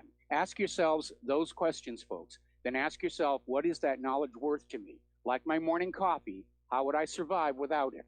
A voice of truth in a sea of lies. Do we not all need to make sure it survives? Like public broadcasting, we are now finding we can only survive with listener support. Censorship, advertisers being attacked, truth itself being attacked. It's the only way through this. We at Republic Broadcasting humbly ask you to become a supporter. Look at your budget and make a determination of what Republic Broadcasting is worth to you and what you can afford on a monthly basis. Go to republicbroadcasting.org and pledge 20, 30, 40, 50, if possible, 100 a month or more if it's affordable. Click the donate button and become a regular monthly donor. Assure both us and yourself that Republic Broadcasting truth will continue to flow like that morning coffee. The network thanks you. We will not go down in the night without a fight.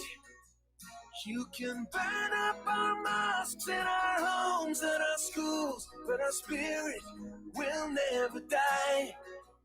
We will not go down in Gaza tonight. Women and children And aloha, America. Welcome back to our show here. And they're running our monthly test of the tsunami incoming ballistic missile siren system. So you may hear that in the background a little bit. we're talking about the economic news, and over in Japan, they're actually having an issue with a population decline.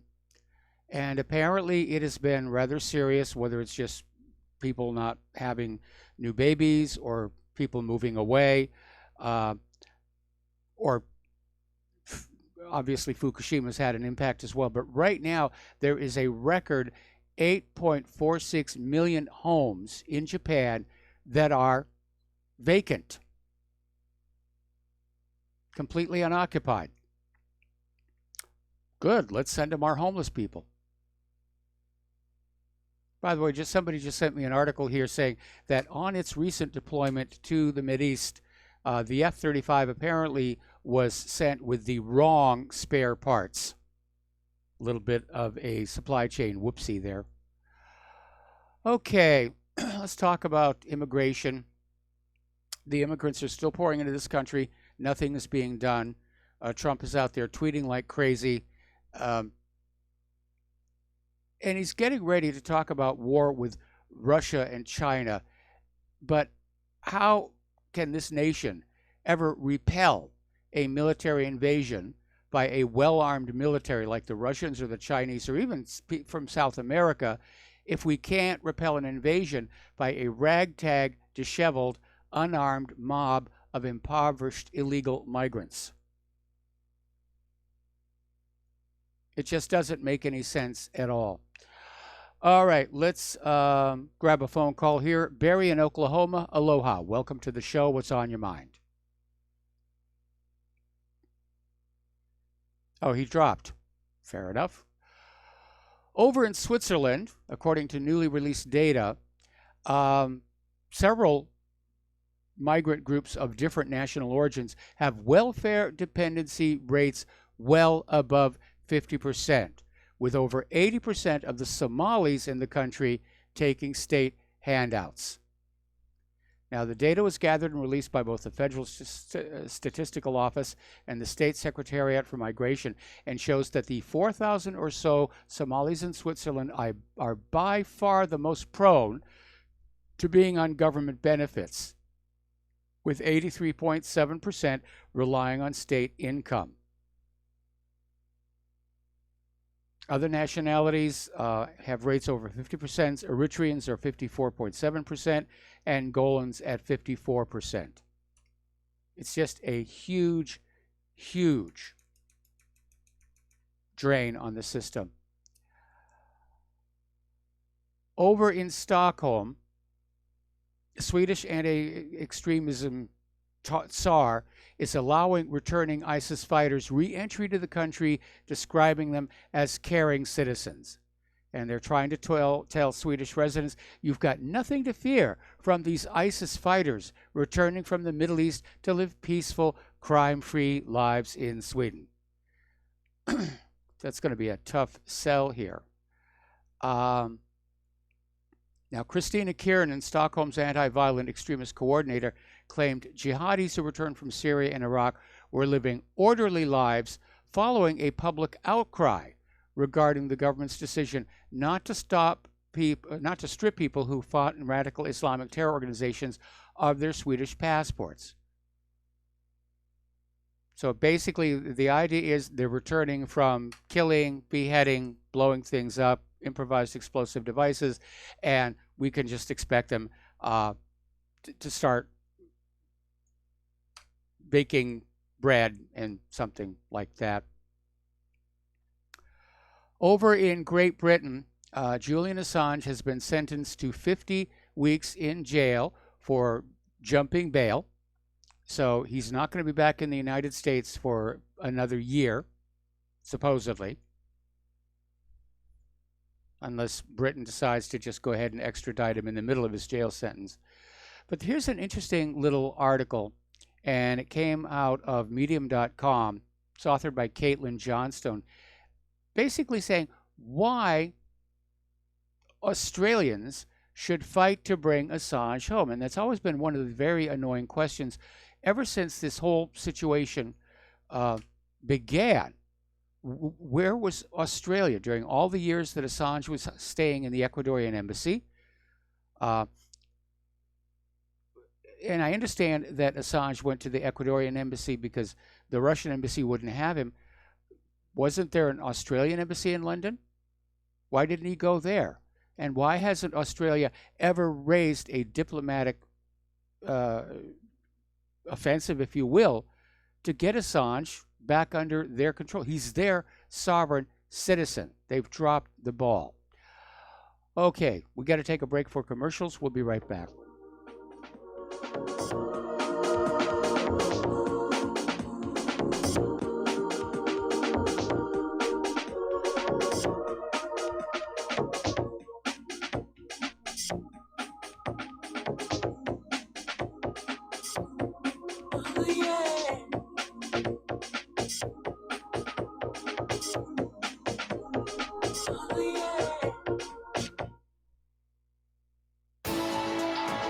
You are tuned in to the Republic Broadcasting Network.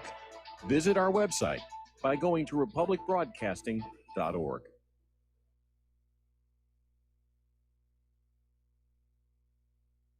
Homeowners, are you in foreclosure, expecting to be served with a foreclosure lawsuit, or suspect your lender has coerced you into an illegal mortgage transaction?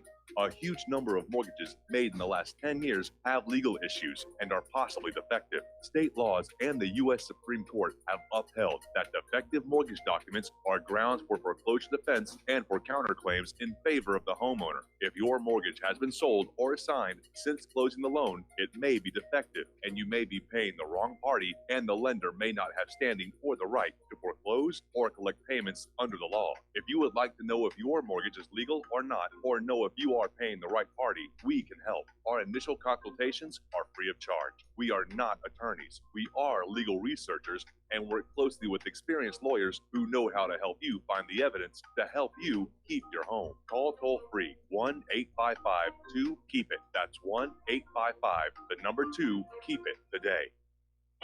Okay, nurse, let's get this man to the ER stat. Right away, doctor. We see this every day. Heart attack or angina pain due to blocked and clogged arteries. Chelation can remove obstructions or blockages from arteries and help avoid painful and expensive surgery. Now there's Angioprim. It's a liquid oral chelation product that you take with juice. You start to feel the results fast. Angioprim increases blood flow all over the body, and that means more energy and strength to take on the day with less aches and pains. 60 years of research has gone into chelation, and Angioprim is the result. A safe and easy way to unblock your veins and arteries from buildup that slow circulation. Paging Dr. Jones. Please report to the emergency room right away. Log on now for a special radio offer from Angioprim. That's angioprim.com/radio. ANGIOPRIM. Angioprim.com/radio or call 877-882-7221. That's 877-882-7221. Without the right accessories, any guy can be off the mark. Whether you've invested thousands in your arsenal or you own a single trusted firearm, a visit to AROutfitting.com is in order. It's one of the finest online selections of tactical optics and AR parts and add-ons, like EOTech, quick target acquisition with no peripheral loss. Browse the full range of Nikon scopes and binoculars. AROutfitting.com can illuminate your world with Streamlight gun-mounted lights from keychain to large handhelds up to 1,100 lumens. Find some stability with Battenfield tactical bipods. AirOutfitting.com has CMMG gun parts, barrels, assemblies, handguards, part kits, and more, plus mag-full clips and magazines. I know I've got you excited, so take a breath. Head to AirOutfitting.com. The site's super easy to navigate and features a ton of technical info, including links to manuals. We also welcome vendor and manufacturer inquiries. Remember, if you don't see it, we can get it at AirOutfitting.com.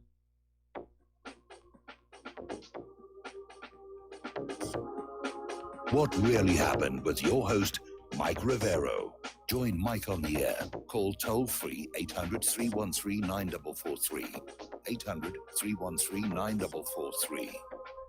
And aloha, America. Welcome back to our show here. And I'm looking at the Fox News feed about the uprising in Venezuela.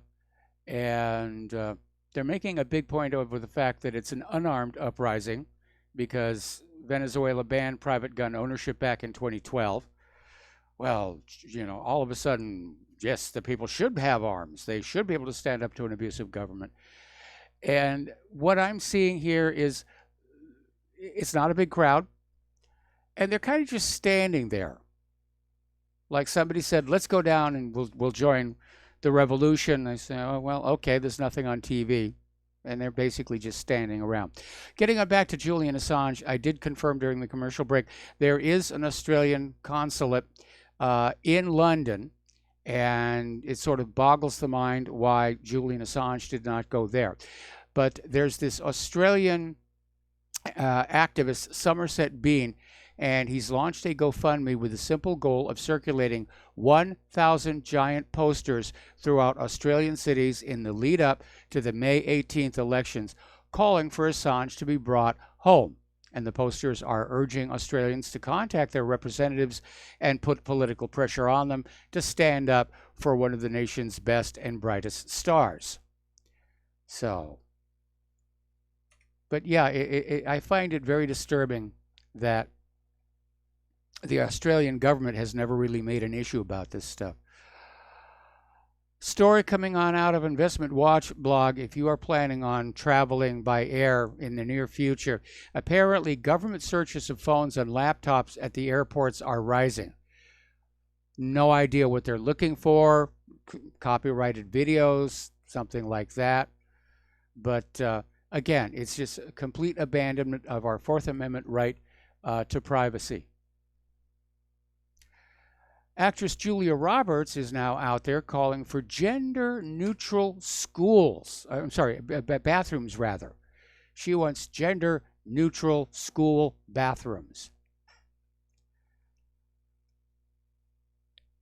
Like I said, the Democrats don't have anything to run on other than this kind of stuff.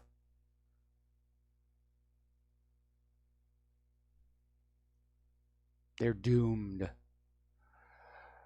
All right, as you've probably read in a lot of places, there's this hypersensitive offensiveness to being touched that is being sold all over the country. And it's reached the point now where companies are considering a ban on all physical contact in the workplace, including something simple like fist bumps or the shaking of hands. You know, don't shake hands. You can be fired for that, which probably will slow down the communicability of certain diseases, but it shows just how rigid our society is becoming.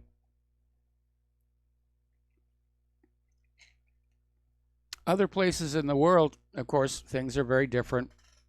Workplace flirtation, affection, it's not just tolerated, it's encouraged. It makes for a happy workplace. Country has become very, very strange here. Over in Chicago, Jussie Smollett may have been left off or had all his charges dropped against him for that fake hate crime, but he still has that civil lawsuit. Chicago officials have announced plans to file a civil lawsuit against Jussie Smollett for the cost of the investigation into his fake hate crime. Now, they gave him a week to pay roughly $130,000, which, given the money he makes on, or made, past tense, on Empire, he should have it. But according to high-profile Chicago area attorney Karen Conti, the city's lawsuit is the actor's worst nightmare. The evidence would likely be unsealed, and the case could drag on for years. We're going to get the facts that we haven't gotten this far. The city wants its pound of flesh. Well, I understand Karen is a lawyer, and she's out there to do the best that she can for her client. But I am just not going to be feeling sympathetic for Jussie Smollett. He did make the decision to fake this hate crime. That was his choice. And I agree, he shouldn't have been let off on all those charges. We have way, way too many fake hate crimes out there.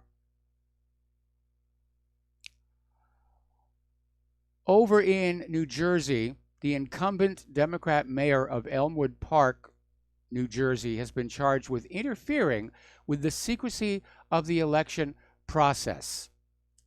And the prosecutor's office announced the move Monday In early April of 2019, the Bergen County Prosecutor's Office received a complaint against Cara Magna, the mayor of Elmwood Park, alleging that he interfered with the election process with regard to applications for vote by mail ballots in the 2017 mayoral election in Elmwood. They're all cheating. And again, that's someplace else where Donald Trump has dropped the ball. He was going to have an Elections Integrity Commission. It lasted, what, 2 months? That's gone.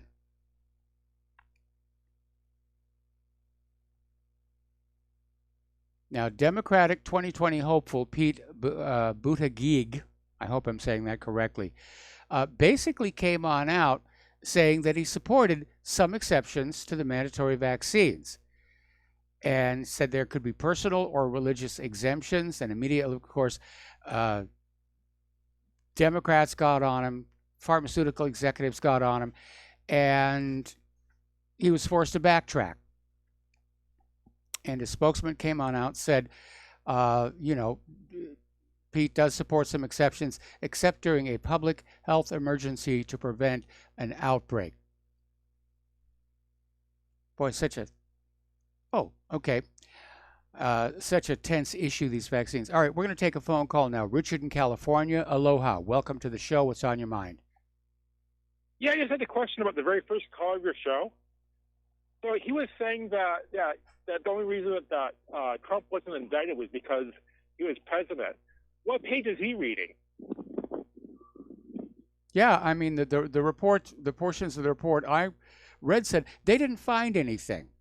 That caller was a shill caller. I mean, the Democrats are out there trying to sell this idea that there's been a cover-up and that Mueller was protecting Donald Trump so they can keep on pounding on him from now until 2020.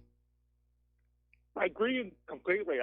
Can you do me a favor? Anytime someone makes a claim like that, ask them the page number because it's not true. Yeah. All right, that was it. All right, well, thank you very much for that update. And I had not gotten the impression that there was a specific page number the first caller was referring to, but that's a good point. On what page in the report does it say that Trump was let off the hook because he's president? Yeah, I'm pretty sure I'd hear about it. I have 3 lawyers in my family. Yeah. Okay. Dinner around your dining table should be interesting. Well, thank you for taking my call. You're welcome. Okay. All right. We're going to let you go. Back to the campaigns again. Killibrand has a new ad out where she's playing beer pong. Up in Canada, they are having their problems with flooding just the same as we are here in the United States. And apparently 10,000 people have been evacuated, and the Ottawa mayor is warning the worst is yet to come. So they've deployed 400 troops to the city to help fight the massive flooding, which has hit the east of the country. Boy, it's been a rough year. Of course, again, when you are going into a new ice age, winters have a lot more snow. When the spring melt happens, you have a lot more flood water. That's just exactly what's going on both in Canada and here in the United States. So the evacuation comes as Federal Public Safety Minister Ralph Goodale said the situation in Ontario was potentially worsening, while in Brunswick, around 9,200 residences and cottages remain flooded, along with 7,000 other properties. That is ugly. It's very nasty. Burger King is out with a new faux meat burger. It's called the Impossible Burger, and it uses a fake meat product produced by Impossible Foods. It's plant-based. It's a veggie burger. But apparently it is turning out to be a huge success, and Burger King is now concerned that demand for the Impossible Burgers is outstripping the supply. The company that makes the burgers is pledging to open their factory longer and employ more staff. So Burger King announced that they're going to be selling this plant-based burger, the Impossible Whopper, in all of its locations throughout the United States by the end of this year. But Impossible has reached out to distributors and restaurants to let them know an Impossible shortage is entirely possible. Demand is outpacing the company's manufacturing capabilities. Well, somebody messed up the spreadsheet on that one. But that's a good place to be in. Demand is greatly outstripping supply. But if they can't adapt, if they can't adjust, they could go out of business simply because they can't fulfill their contracts. Okay, I just got an email here from somebody saying that there appears to be more deterioration on the Oroville Dam. Now, this guy is talking about the webcams, but as of the last time I checked, the live webcams at the Oroville Dam are not working. It's just black streaming video here. And is that just maintenance, or is something going on they don't want people panicking about? Okay. All right. Now, over at madnesshub.com, there's an article about the mismanagement of the Flint water crisis. Now, the Democrats love to pretend Trump is somehow to blame for the Flint, Michigan water mess, which they've been experiencing for years. Now, they had problems with their water before Trump even announced he was running. And don't forget, this is a Democratic stronghold. They've been running the city for decades. But forget all of that. It's somehow Donald Trump's fault. Oh, there go the sirens. And they're going on saying that Trump is deliberately ignoring the struggles of the people of Flint, Michigan. He's making sure they receive no support or help from the EPA because he's racist or something, blah, blah, blah, blah, blah. Well, it actually turns out Flint has received $100 million from the Environmental Protection Agency, and there is significant evidence that it is being misspent through corruption by local politicians. And the mayor's office has simply refused to talk to the only local paper for an entire year about what's going on.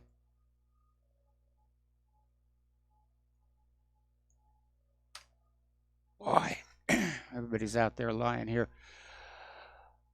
Speaking of the EPA, remember the other day Donald Trump, campaigned on vaccine safety, and just a few days ago was out there saying, yes, measles epidemic, get your measles vaccine.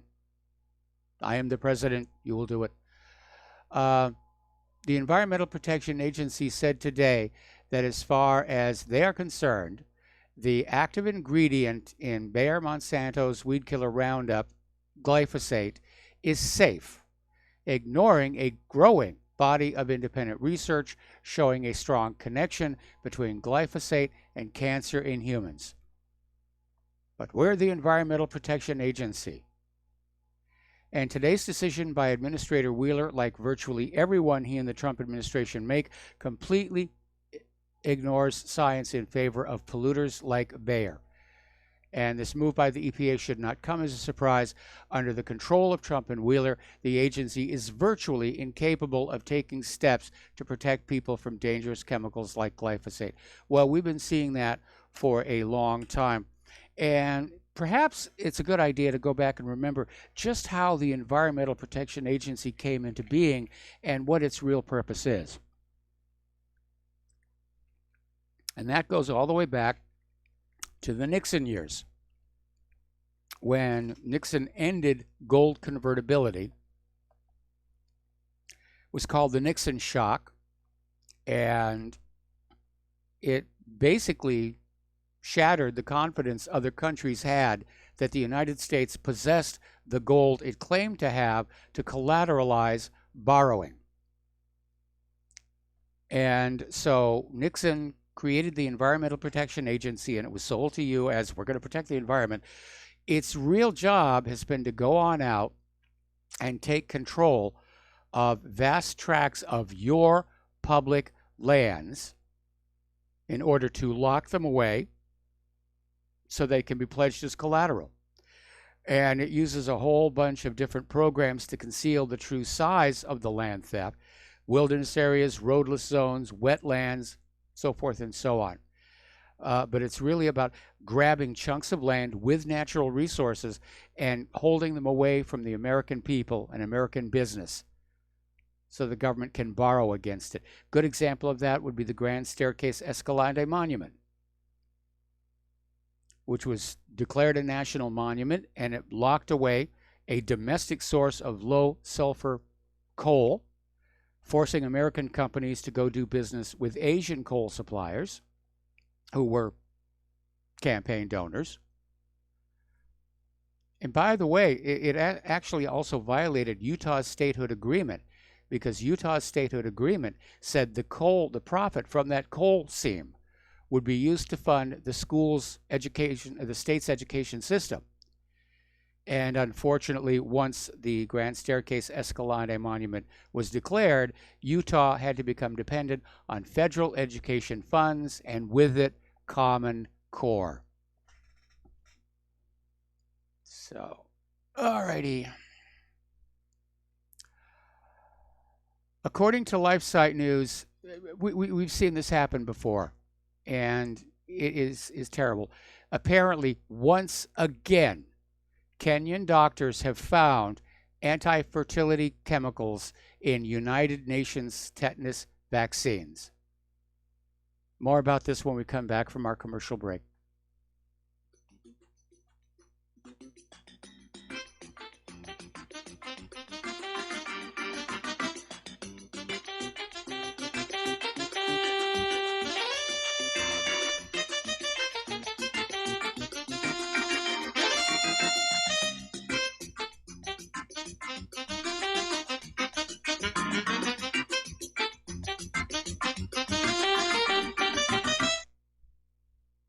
Tired of being lied to by mass media? It's growing more and more apparent today that news is received less and less through standard media outlets. Even with a growing audience every day, RBN is beginning to direct more efforts into social media. Social media and the use of the internet is fast becoming the primary source of people for news, regardless of demographic. RBN has set out to provide some of the best news on the internet through republicbroadcasting.org, and also has begun to use the tools to our advantage by way of social media.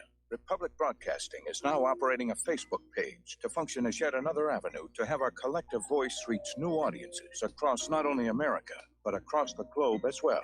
The Facebook page features not only news, but also an RBN player to listen to our broadcast. Get involved by visiting facebook.com/Republic Broadcasting and liking our page, and share it with your friends and family, because you can handle the truth. Don't regret growing old. It's a privilege denied to many. Heart disease is taking our youth from us.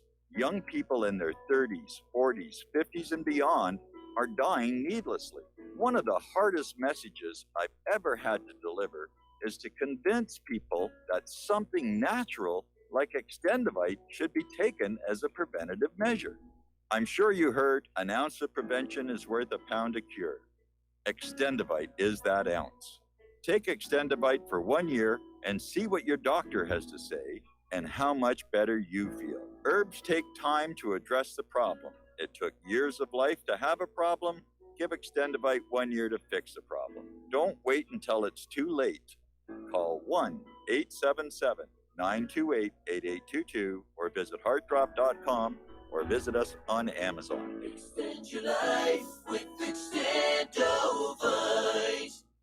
Homeowners, if your lender has gone out of business or sold your transaction to another lender or servicer, you may be the victim of a wrongful foreclosure, resulting in the loss of your home. If you've already lost your home, are in foreclosure, or even in good standing, you can challenge the mortgage transaction's illegal issue, and your property can be restored to you, and your foreclosure can be stopped or reversed, and the mortgage transaction declared unenforceable. State laws, U.S. title codes, the Uniform Commercial Codes, and U.S. Supreme Court rulings have upheld that defective mortgage documentations can reverse or stop foreclosures and enforce property title claims in favor of the homeowner. We are having successes in stopping the process of foreclosure, the enforcement of the foreclosure judgments, the sale of property, and evictions after the sale. We are not attorneys, and we don't give give legal advice. We are a professional team of legal researchers, providing forensic mortgage audits and expert witnesses. We have the knowledge to produce the evidence and enforce laws regarding your legal issues. We've been in business for 12 years without a complaint. Consultations are free, and we provide a free title search to confirm if your mortgage has legal defects. Please call 855-253-3748. 855, the number 2, keep it today. What this country is coming to, I sure would like to know. If they don't do something by and by, the rich will live and the poor will die. Doggone, I mean the panic is on. Can't get no way, can't draw no pay. Unemployment. And aloha, America. Welcome back to our show here. And we're going to go to the phone lines now to Jeff in Minnesota. Aloha, Jeff. Welcome to the show. What's on your mind? Well, number one, I'm from St. Paul, Minnesota. And number two, there's a local paper that comes out free to the Rex, like on Wednesday. It's called City Pages or citypages.com. And they've got a headline story about the Chilean mining company that bought the rights to mine copper and other metals up in the northern Minnesota, and the story of the billionaire owner that purchased the rights to this mine. And you know, these guys, they never really get around to doing anything until finally it gets done. And in this case, the owner of the company bought a mansion in Washington, D.C. right after Trump got elected, and before he could get the license to rent out an apartment or rent a place out, he rented out to Ivanka Trump and her husband. Okay. So it talks about how the plan is to open up like mines and, you know, staging areas and move the dirt around, and it's right up by the boundary waters, and chances are there's going to be problems because, you know, life disappears in rivers once you have a spill for a while. And, yeah. So it's an interesting story, and so anyway, I haven't called in for a while, but I still listen, and well, thank you very much for the phone call here, and we're going to let you go. Yeah, the problem with mining is that if you don't have somebody who's keeping watch, the mining operation can be very destructive of the environment and toxic downstream. Out in California, of course, there's this town, Coloma, which is celebrated as the place where the northern part of the gold rush began, Sutter's Mill area. And they still can't drink the water out of the ground because of all the mercury that was used to suck the gold out of the ground. When the panning didn't work, they started drilling down deep and using mercury to suck it all up. But I'm not surprised to hear about what's going on with this copper mine. You grease the right politicians' hands, and they just look the other way. Remember when the Flint water crisis first broke out? What was the first thing the Flint government did? They got bottled water delivery for their offices. It's just insane. All right, getting on back to this story that we were talking about. Over in Africa, the Kenyan Catholic Doctors Association is saying that they took 6 different samples of the UN-provided tetanus vaccine from various locations around Kenya, was sent to an independent laboratory in South Africa for testing, and it was found to contain this antigen, HCG, which is used in anti-fertility vaccines. But it was found present in the tetanus vaccines targeted to young girls and women of childbearing age. All right, we got to take a break here for station identification. Come back with hour number 3 here, and could probably use a few more phone calls as well. We'll be right back.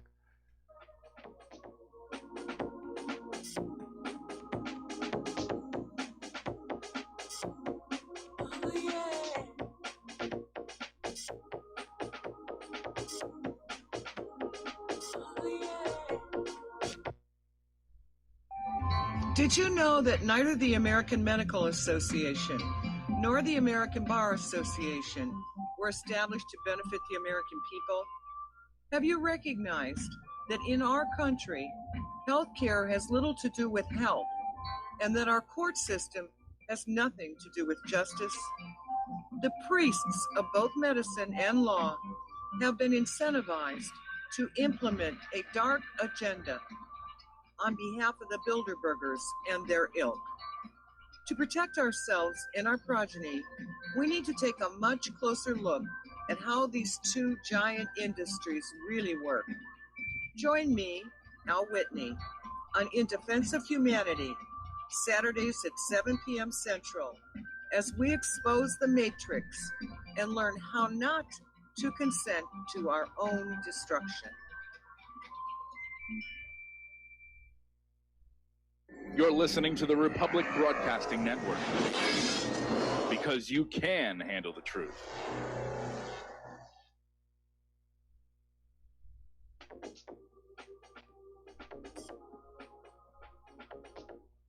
What really happened with your host, Mike Rivero. You're listening to the Republic Broadcasting Network, where you'll find out what the Fukushima's going on. And aloha, America. Welcome back to our show here. Hour number 3. The phone lines are open, 800-313-9443. And let's get on back to our health and safety news here.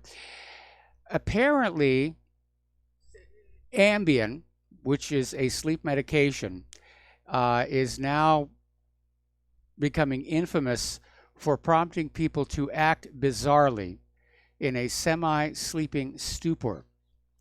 And the FDA is going to require sleeping pill manufacturers to post warnings on labels. Apparently, Ambien is making people kill themselves while they're asleep. Good medication. Really good medication. And, you know, I keep commenting on how the whole world seems to be getting more and more bizarre. We're seeing these stories about, like, you know, this guy who beat this 4-month-old baby to death. All this nonsense about transgenderism. And I'm wondering how much of it is linked to this saturation of medications that we live in. And I know that there is a concerted effort to sort of conceal that kind of information.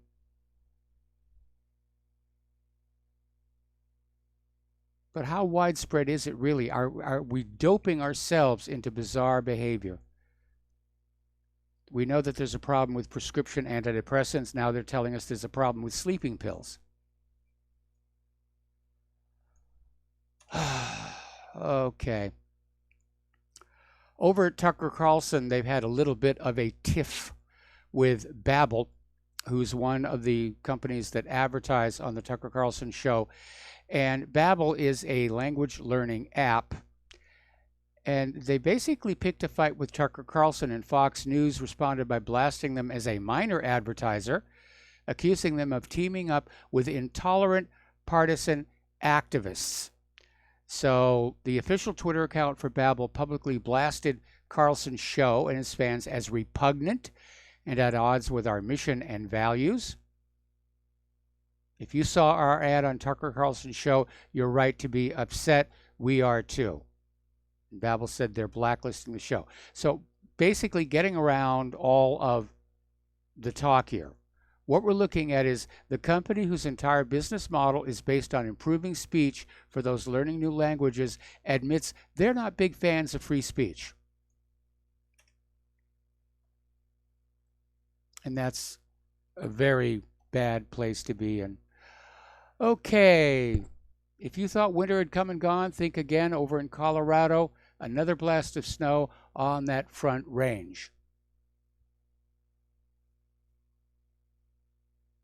Gosh darn that human-caused global warming. I think it should be obvious to everybody. The winters are getting longer. They have been. Spring comes later. The growing seasons are shorter. There is much more snow and therefore much more floodwater. The climate is changing, and we had nothing to do with it. We human beings. It's the sun. It's a new Maunder minimum.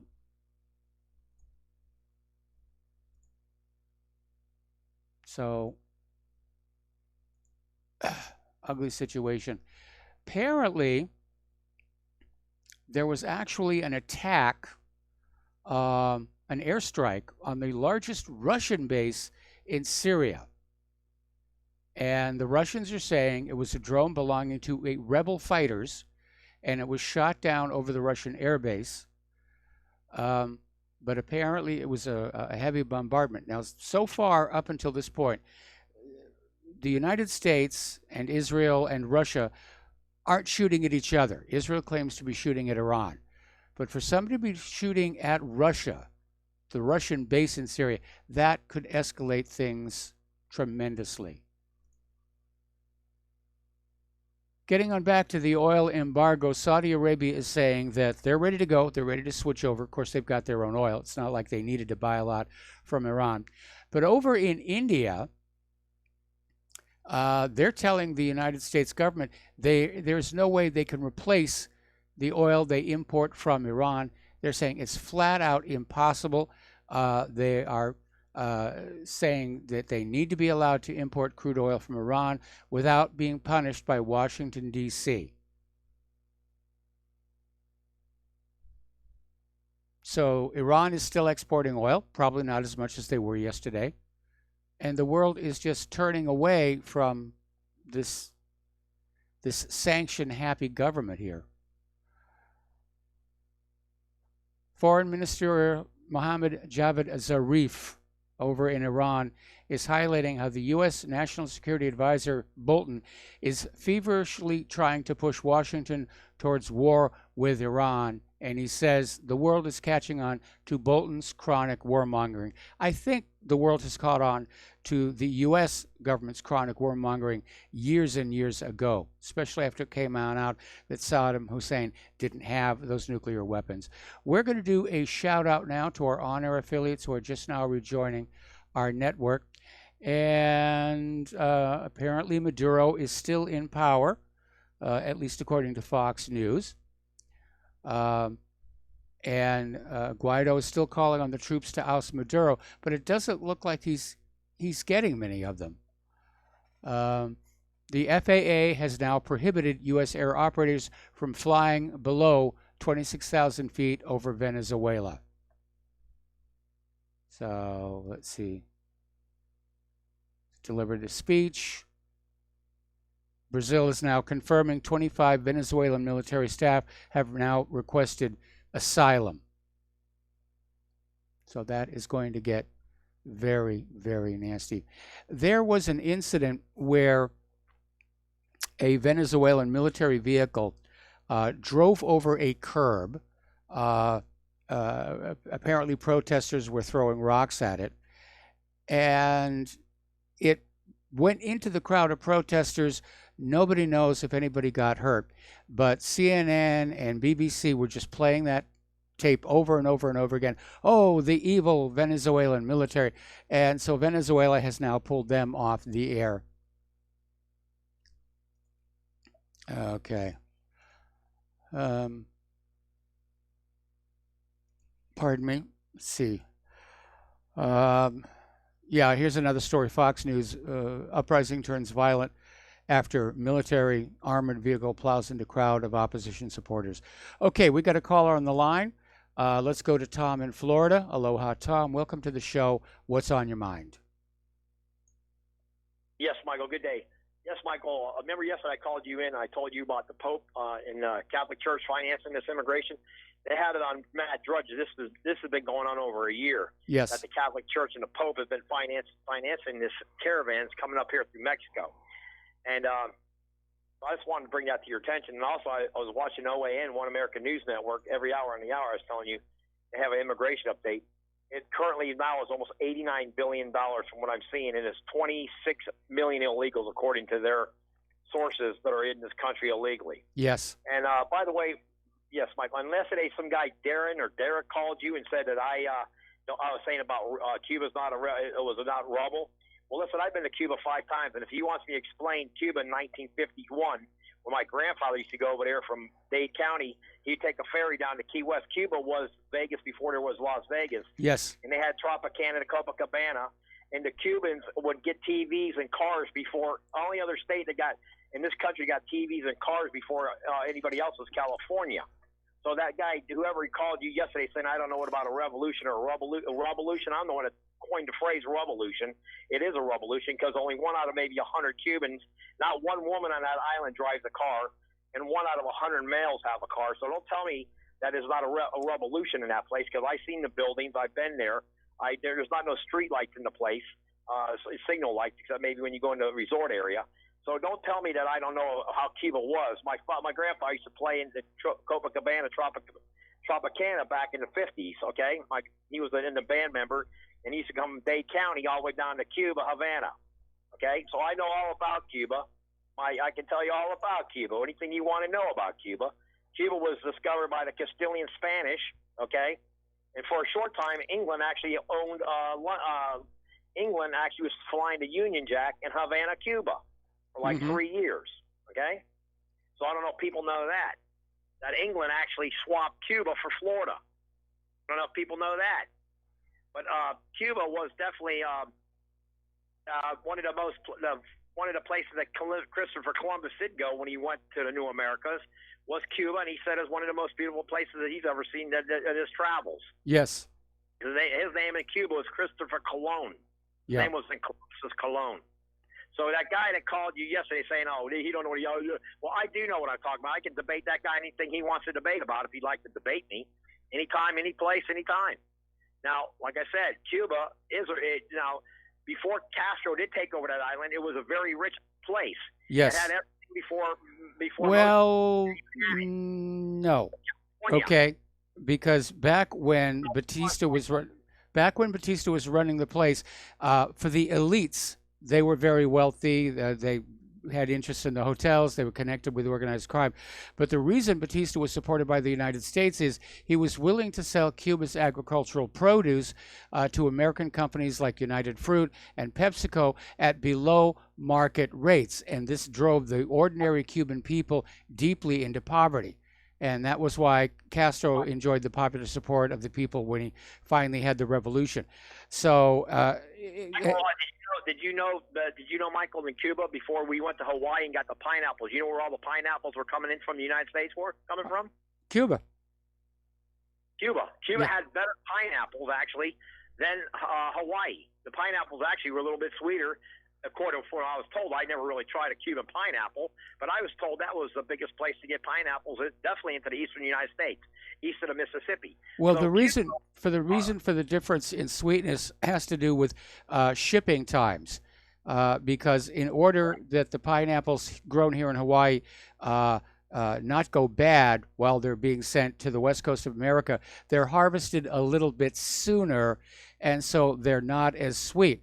For local consumption here in the islands, they will grow what are called the sugarloaf pineapples, which are harvested at exactly the perfect time for maximum sweetness. That is correct. And I don't know, yesterday the guy said, I don't know. Well, let me tell you, the sugar, most of the sugar up until like 1955, a good percentage of the sugar was grown in Cuba that was shipped to eastern United States. Yes. I don't know about west, but I know a lot of the sugar was coming from Cuba. If you've been to Cuba, you can see the soil looks a lot like in some areas like the Georgia clay that they have in Georgia. You actually think you're in Georgia in some parts of Cuba. I can tell you that. It looks a lot like Georgia. Now, as far as the revolution with Castro, well, Cuba was doing just fine financially. Castro, what happened, Michael, is, and I'm sure you're aware of this. If you're not, I'll make this aware to you.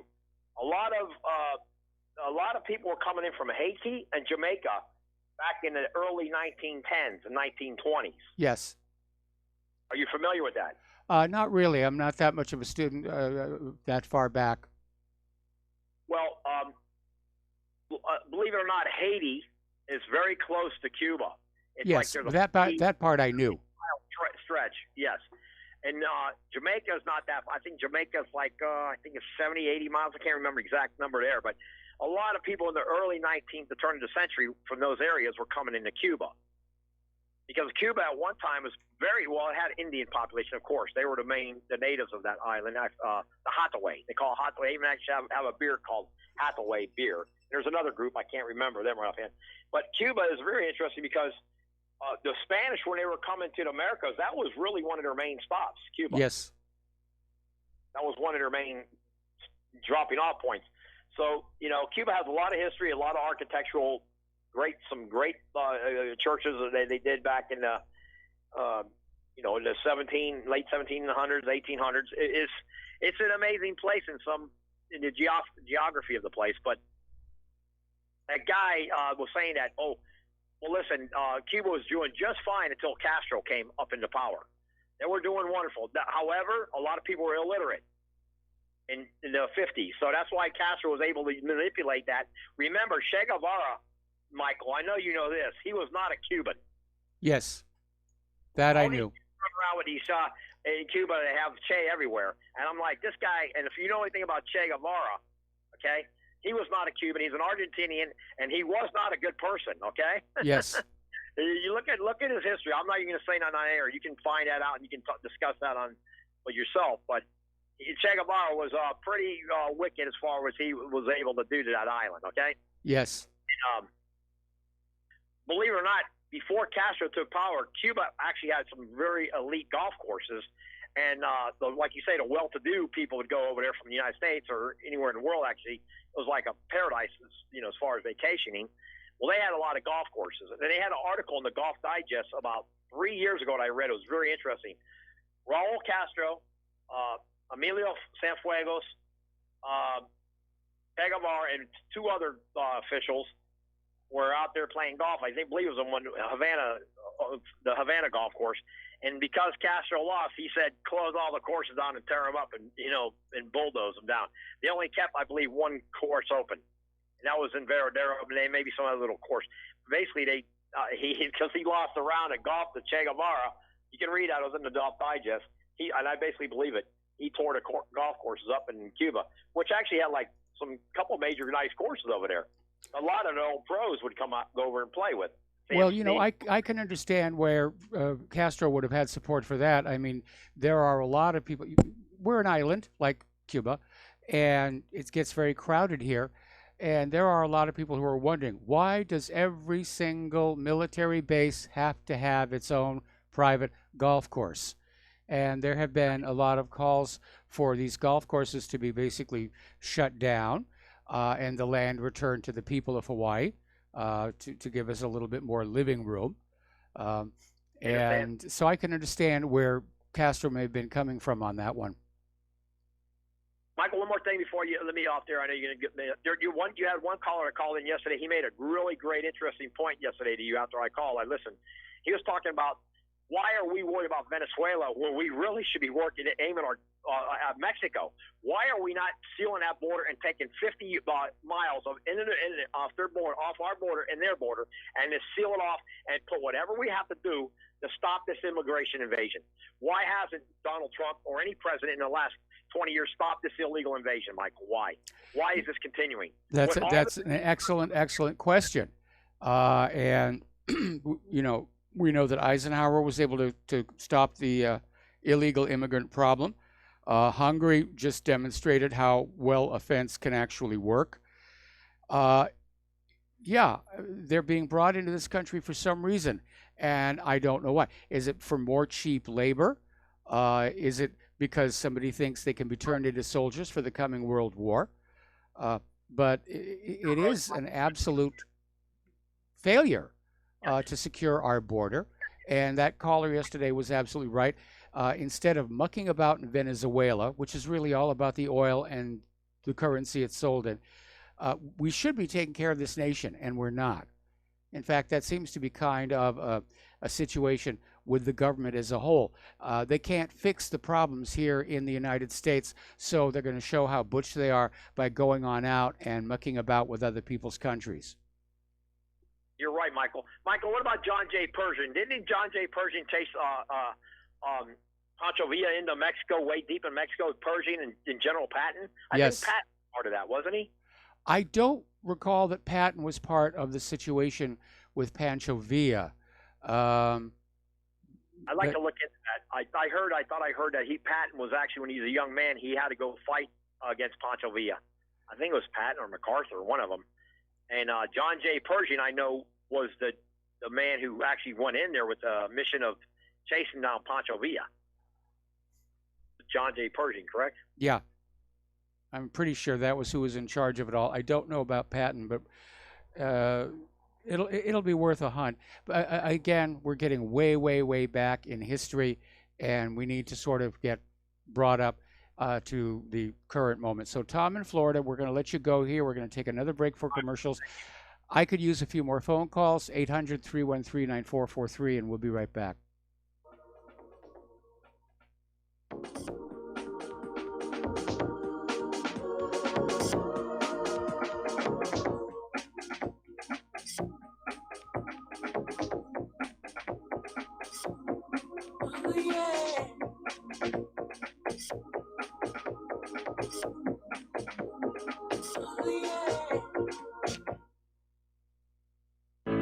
How healthy are your arteries? Deteriorating circulation has a number of early warning signs.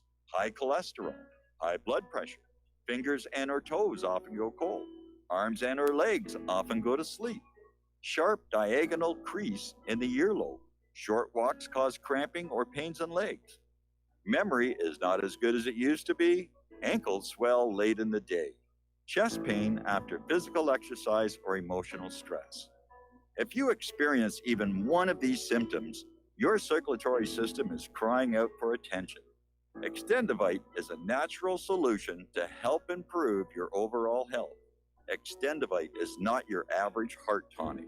To order, call 1-877-928-8822 or visit heartdrop.com or find us on Amazon. Extend your life with Extendovite. Folks, we're living in a world the likes of which we've never perceived any clearer than we do now. The plan for global governance has been in the works for generations and would have likely been achieved by now, but for the fact that the globalists left open their Achilles heel. With all their tools, Federal Reserve System, fiat currency, no child left behind, and then Common Core education introduced to our schools to dumb us down, vaccines, pharmaceuticals to lobotomize us, GMO foods, insertion of compromised or bought and paid for politicians, judges, mainstream media propaganda, all pieced together like a puzzle designed to ultimately bring the world under submission. But with all their strategy, they forgot one thing: knowledge. And knowledge is power. With knowledge, their bombardment is nullified. Folks, with that, as brilliant and knowledgeable as you've become, among the wisest audience of any radio audience in the world, and you are, I want you to take a moment to reflect and ask yourself, how much of that knowledge did I obtain from Republic Broadcasting Network? How high has my consciousness been raised since I've been a listener? How fast am I now able to discriminate truth from fake news by being a Republic Broadcasting listener? How clear am I now able to see the world since I've been listening to RBN? Ask yourselves those questions, folks. Then ask yourself, what is that knowledge worth to me? Like my morning coffee, how would I survive without it? A voice of truth in a sea of lies. Do we not all need to make sure it survives? Like public broadcasting, we are now finding we can only survive with listener support. Censorship, advertisers being attacked, truth itself being attacked. It's the only way through this. We at Republic Broadcasting humbly ask you to become a supporter. Look at your budget and make a determination of what Republic Broadcasting is worth to you and what you can afford on a monthly basis. Go to republicbroadcasting.org and pledge 20, 30, 40, 50, if possible, 100 a month or more if it's affordable. Click the donate button and become a regular monthly donor. Assure both us and yourself that Republic Broadcasting truth will continue to flow like that morning coffee. The network thanks you. Some are maxed out all their credit cards. Some are working 2 jobs and living in cars. Minimum wage won't pay for a roof, won't pay for a drink. If you gotta have proof, just try it yourself, Mr. CEO. See how far $5.15 an hour will go. Take a part-time job at one of your stores. I bet you can't make it here anymore. And aloha, America. Welcome back to our show here. And I see we're starting to get some callers on the line. Before we get to them, though, a little bit of a whoopsie for NASA. it seems that over the last couple of years, they lost a couple of missions, like the Carbon Observer, during launch because of a failure of the nose cone. And it's now come on out that the company that was providing the aluminum for those nose cones, the aluminum extrusions, was falsifying its testing deal, the testing information. And the company has changed names, and they agreed to pay NASA $45 million, which hardly comes close to the $700 million that NASA lost on these missions. All right, let's start taking phone calls here. The White Rose in Colorado, aloha. Welcome to the show. What's on your mind? Hi, Mike. Good afternoon. I got just one word to say on the reason why they're letting all these folks up here. And that word starts with a C, and it's customers. Okay, well, I understand where you're Customers. going. You gotta have more mouths to feed. You gotta spend money. You gotta go to the doctor. You gotta go to the grocery store. You gotta spend the money and go and spend money in all our businesses that we own. Here's the problem with that thinking. The illegal immigrants coming up here have no more money than ordinary legal American citizens. And we're already seeing the signs of recession set on in. And so I understand what you're saying, and certainly that could be the Pope's. They don't care. They don't care how they get their money. It doesn't matter how they get their money, as long as they keep it moving. Well, I think that's an issue for ordinary Americans as to where we can't get money. Cash flow. Oh, you got to go on welfare to get money. You got to go food stamps. You got to go Section 8. You got to do this. You got to do that. You got to take the money from the cow. Well, it's an interesting concept. I'm not sure, and it may in fact be a factor, but I still think it's all about changing the demographics of this country for the elections. And it's just one of many reasons, I'm sure. Well, anyway, thanks for taking my call, and have a good day. All right, thanks an awful lot, and we're going to switch over to Peter in California. Aloha, Peter. Welcome to the show. What's on your mind? Yeah, Mike, I'm sorry, I've never called in twice before, but I know quite a bit about this Pershing Pat Pancho Villa thing. Yes. And Pancho Villa attacked Columbus, New Mexico in 1915. Pershing was in charge of the Southern Department, military department. He went down. His wife had been, and most of his family, had been killed in a tragic fire at Presidio, San Francisco, about a year earlier. Yep. And he started dating Patton's wife, not Patton's wife, Patton's sister Nita. Nita Okay. Pattons were very wealthy, and so Patton, who was a junior officer at the time, cavalryman, was brought along on the expedition as an aide to Pershing because of Nita. That's how he got to go to World War I as well in the first detachment. But he also had been a very wealthy family, by the way, money on both sides. But he had been an Olympic pentathlon finalist. He was an excellent pistol shot, swordsman, so on and so forth, rider. Yep. And he was hard to restrain as Pershing's aide, and so he kept going out on patrol. And on one of these patrols, which was done in an old car, he and a couple of soldiers ran into Pancho Villa's right-hand guy, and instead of a military engagement, it was almost like a gunfight in the Old West. And Patton drilled this guy, Olympic shooter that he was, brought him back strapped across the hood like a deer to Pershing, and Pershing loved him as basically as a guy who was a killer. That's what we're there for, after all. But anyway, that's what happened, and he was part of that. And Pershing also brought him along on the first contingent to go overseas in World War I. Okay. All right. Well, that's good to know here. So, Peter, thanks an awful lot. We're going to let you go. I'm looking at an article somebody just sent to me about Pancho Villa, General Pershing, and the U.S. Army truck. It actually fails to mention Patton by name, and so that can be a little confusing here. This is coming from the Ultimate History Project, and history is a lot of fun, except we have to kill so many people making it. All right, getting on back to some of our other political news. Apparently, there's been yet another situation over at this school where these 4 12-year-old girls were strip searched. What a brutal place we are becoming here. We talked about the California... Oh, we're going to take a break for commercials anyway. We'll be right back.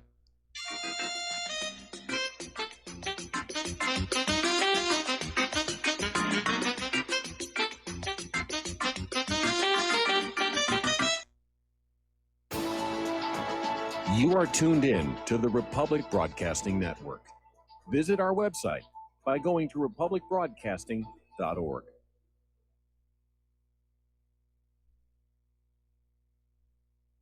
Do you worry a lot? If you're forgetful, nervous, moody, or overwhelmed, chances are you're not protecting yourself from the ravaging effects of stress and anxiety. No matter the cause, ongoing stress and elevated levels of the stress hormone cortisol can rob your memory, your health, your quality of life, and your future. Now you can combat the effects of stress and anxiety while improving your memory and recall at the same time with the dietary supplement Calm and Clever. Studies show that the ingredients in Calm and Clever reduce cortisol by as much as 30% in as little as 1 to 2 weeks and increase your ability to recall facts, names, and numbers in 4 to 12 weeks. Calm and Clever was created by scientist Kurt Hendricks, a principal investigator in 2 NIH-funded studies on Alzheimer's disease. Try Calm and Clever for 2 months. You'll feel the difference. Call 1-800-758-8746 or go to calmandclever.com. Corporate media dominates the American opinion. Finding independent voices that counter this avalanche is becoming increasingly difficult. With the endless corruption running rampant throughout our government, independent voices are needed more than ever to battle the offensive against our freedoms and liberties. As a listener of RBN, no one understands this concept better than you. Now it's up to you to do your part. The time has come for you to take action and begin broadcasting the truth to hundreds or thousands of people every month. Sound impossible? Quite the contrary. With pointed slogans from LibertyStickers.com, you can reach countless sleeping Americans unaware that they live in a real-life wonderland. LibertyStickers.com has a huge inventory of political bumper stickers and messages that reflect the truth about our government, our politicians, and the future of America. With so many in stock, there's one perfect for you. Visit us today at LibertyStickers.com. Again, that's LibertyStickers.com. Do your part. Your voice is important. Let it be heard.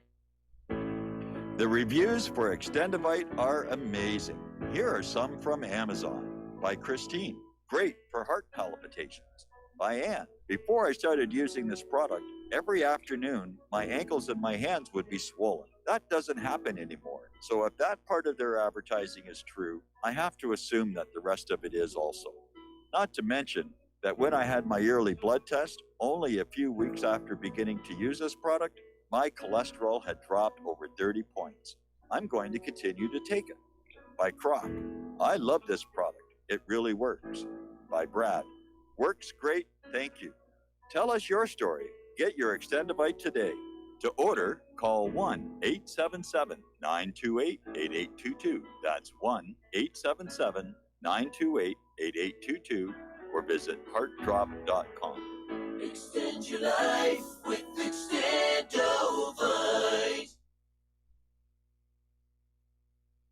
We will not go down in the night without a fight.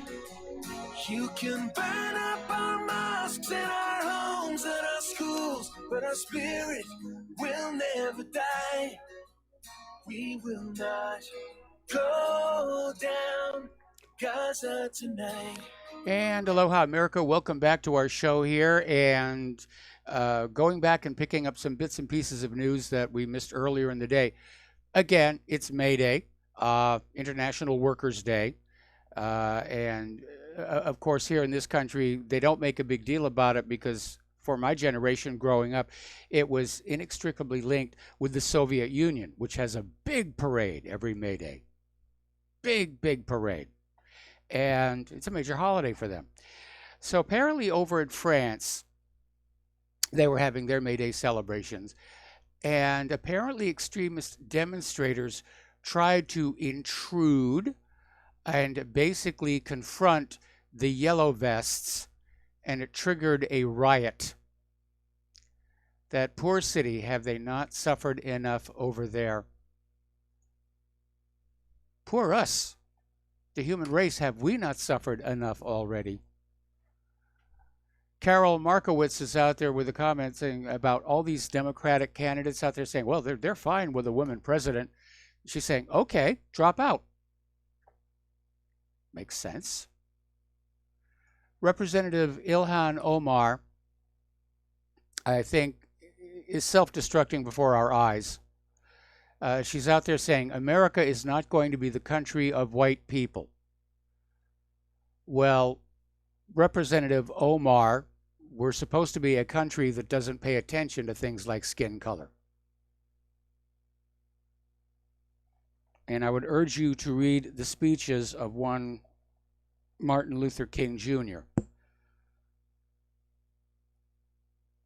But Omar is out there basically fanning the racism and illustrating that's all the Democrats have to campaign on. Reparations, racism, global warming. Story coming out of Investment Watch blog here. Apparently, the effort at globalization of the economy is failing. And the U.S.-China trade deal won't solve that, according to experts. Well, the globalization process required a certain amount of, shall we say, cooperation and willingness to get along. And so it isn't that globalization is failing, it's being hacked to death by U.S. economic policy. And these other countries, they don't want to deal with us anymore. Apparently, last year, Subway closed more than 1,000 of their locations. And that's a shame because it was one of the healthier places you could get a quick meal. Apparently, the turmoil down in Venezuela is actually causing oil prices to drop. Apparently, the U.S. crude build outweighs the Venezuela turmoil.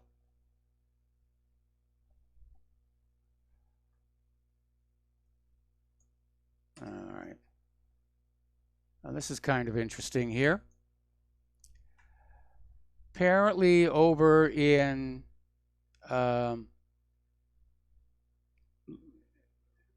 give me a second. Yeah, this is New York. I thought it was New York here.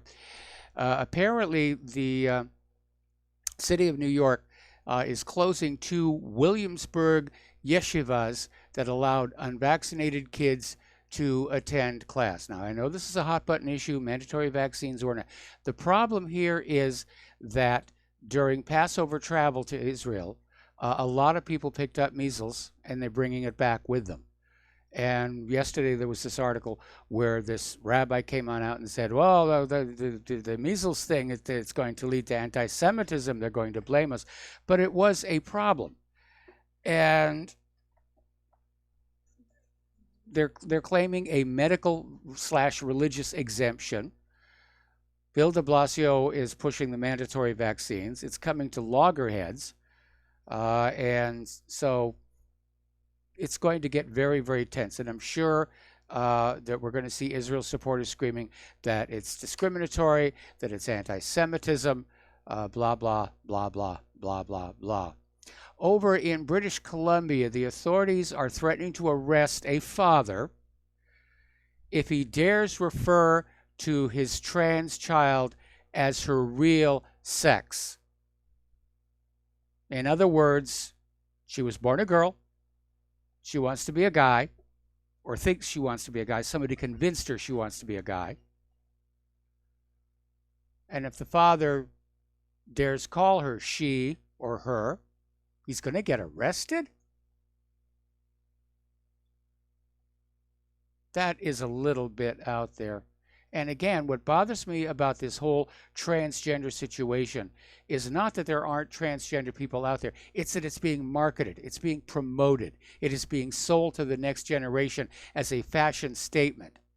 And there are other people out there researching this who are saying, yeah, there are groups that are literally going into the schools and trying to tell kids, you want this. You want to be the other gender. You want to be fluid. You know, you don't want to be just what you were born as, that you have a right to be a different gender. And in this case, a lot of this does go back to what the caller was saying about the possibility of immigration. It's about customers. They're creating customers for a machine that hormone treats and then chops up little kids. That's what it's all about. I think I mentioned yesterday that Russia Today put out a documentary about people who've gone through this whole process of hormone treatments and surgery, and they come out the other side. They're unhappy. Their problems haven't been solved. They want their original sex back. And I imagine that's going to be virtually impossible.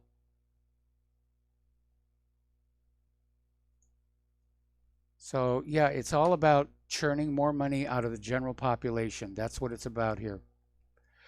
Okay, one of the teenagers from Covington Catholic School, remember that confrontation in front of the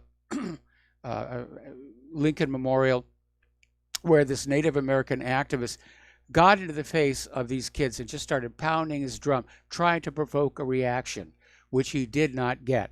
And the media went ballistic. Oh, these Catholic white kids, they were being abusive, they were being racist, and it turned out, again, to be a load of nonsense.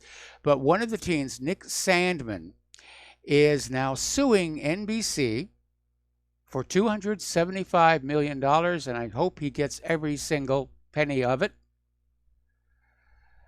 So basically, he's suing NBC Universal over its coverage, accusing the network of creating a false narrative driven by the anti-Trump agenda, which is true. Now, this is the third lawsuit filed by the Sandman attorneys against major media outlets, and it alleges NBC targeted the Covington Catholic High School student in its reporting on his January 18th encounter with Native American activist Nathan Phillips at the Lincoln Memorial. So, according to the Washington Times, the suit states that NBC Universal was motivated by its anti-Trump agenda, which we all know they definitely have. So, I hope he cleans them out. I hope he winds up owning the network, and if he does, hire me. All right. Now that's kind of a little bit silly again. More snow in Minnesota. Still snowing up there. Okay. Another email here regarding Tom about Cuba, what it was like in the 50s. But maybe he could take into account that the citizens of Cuba, the poorer ones, got bloody sick of being forced to take part in the donkey shows. You probably know what that is from context. And the pure corruption caused by the mafia's control of the country. The average citizen did not have much to say in how he was going to make a living. The people were horribly taken advantage of. The fruit companies and the mafia criminals have never forgiven Cuba for kicking them out, and Castro would never have risen to power if Cuba was doing just fine. That's true. That's true.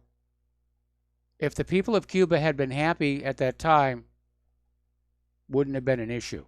The letter goes on to conclude that Tom shows certain signs of racism. He tries to hide it, but it's thinly veiled.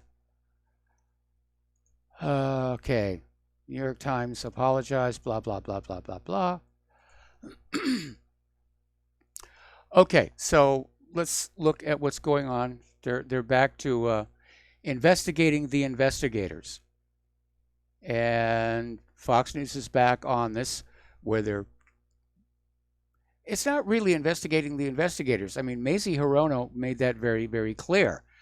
They're trying to retroactively rewrite the Mueller report to include at least one thing in there that they can hang an impeachment on. Why are they even trying? Trump is giving the deep state everything that they want. He's shown he's not a threat to the New World Order or the globalists or the financial system. Why so much hatred against him? Just because he broke the mold? That he was not the chosen one? The Democrats managed to lose one of the most heavily rigged elections in history. And now they've managed to botch up one of the most heavily rigged investigations in history. Okay, we're going to take another phone call. Mabel in Texas. Aloha. Mabel, welcome to the show. What's on your mind? Aloha, Michael. I have a personal vaccine story. Good. Hopefully it's not going to be a disastrous one. And about the power of advertising in vaccines.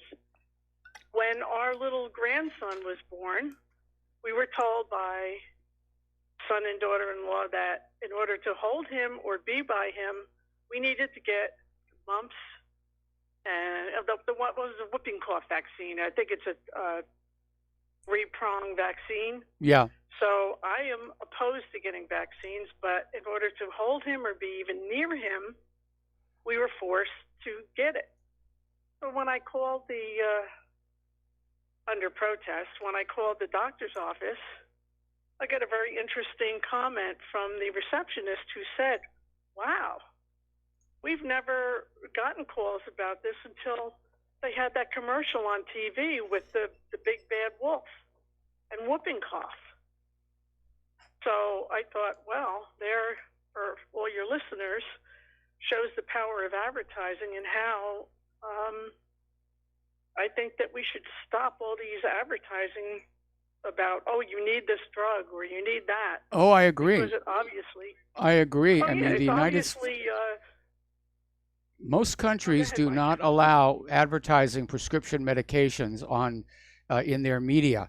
The U.S. is one of only 3 countries that does, and they spend a huge amount of money. Tobacco. Say again? We stopped the advertising of tobacco on Yes, TV. we did. I mean, this is ridiculous. This is harming more people, and but I just wanted to relay my story about not wanting to get it, and it was kind of like forced on me. And I'm not usually the type of person. I mean, when they tell me to get a flu shot, I say no. And when I went to the one doctor, he said, "Oh, well, you're over 65. I'm actually 71." He said, "Well, you need your flu shot." And I said to him, well, I don't want a flu shot. And he looked at me and he said, "Oh, you're one of those." Yeah. So that was the last time I saw that particular doctor. So that's all I have to say, Michael. And I love your show, and I will hang up now. Thank you. All right. Well, thanks an awful lot. We're going to let you go here. And getting on back to... Bye-bye. Okay. It is, again, it's pushing product. We have seen all these stories about how the vaccines, in many cases, simply don't work. In some cases, they're very harmful, in particular, like Gardasil. But it's all about making the money.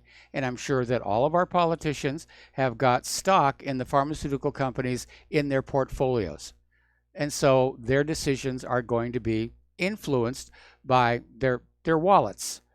And I think when we talk about the blueprint for the new America, we know that the president is supposed to have a blind trust. So he doesn't know where his money is, and it won't influence his decisions. In the case of the Clintons, we know they kind of fudged on that, and that's why Vince Foster got killed.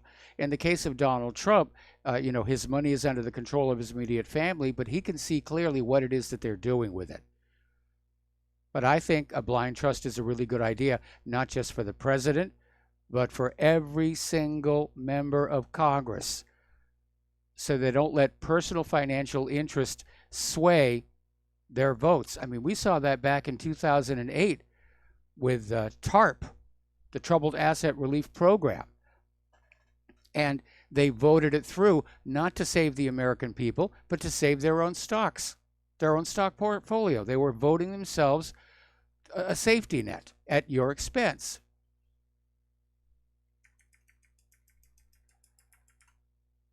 But again, I would see it as the most fundamental of personal rights to decide what does and does not go into your body. Now, I understand the argument that's out there. If there was an outbreak of some major pandemic, if Ebola was loose in the country, would you get the Ebola shot? Okay, ask me when Ebola is loose in this country, because we've been hearing these dire doomsday warnings about a coming pandemic coupled with a demand that we buy vaccines for decades, and it hasn't happened. Back in 2009, they were doing this when the pig's fly flu was a flu that had human, porcine, and avian DNA in it, and they said, "Oh, it's going to be a disaster. It's going to be terrible," and it turned out to be less severe than the ordinary seasonal flu. And now we're finding out that the ordinary seasonal flu, in many cases, isn't even flu itself. It's called a flu-like illness, which is why the flu shots don't really work. But they're going to go on selling them.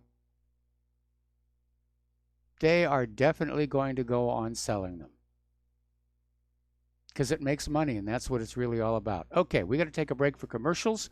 We'll be right back.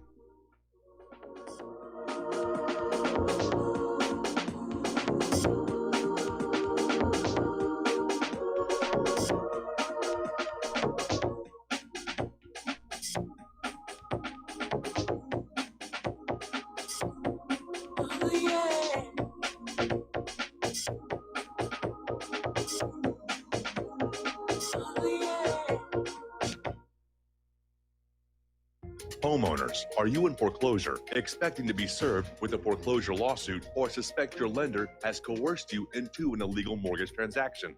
A huge number of mortgages made in the last 10 years have legal issues and are possibly defective. State laws and the U.S. Supreme Court have upheld that defective mortgage documents are grounds for foreclosure defense and for counterclaims in favor of the homeowner. If your mortgage has been sold or assigned since closing the loan, it may be defective, and you may be paying the wrong party, and the lender may not have standing or the right to foreclose or collect payments under the law. If you would like to know if your mortgage is legal or not, or know if you are paying the right party, we can help. Our initial consultations are free of charge. We are not attorneys. We are legal researchers and work closely with experienced lawyers who know how to help you find the evidence to help you keep your home. Call toll-free 1-855-2-KEEP-IT. That's 1-855-2-KEEP-IT today.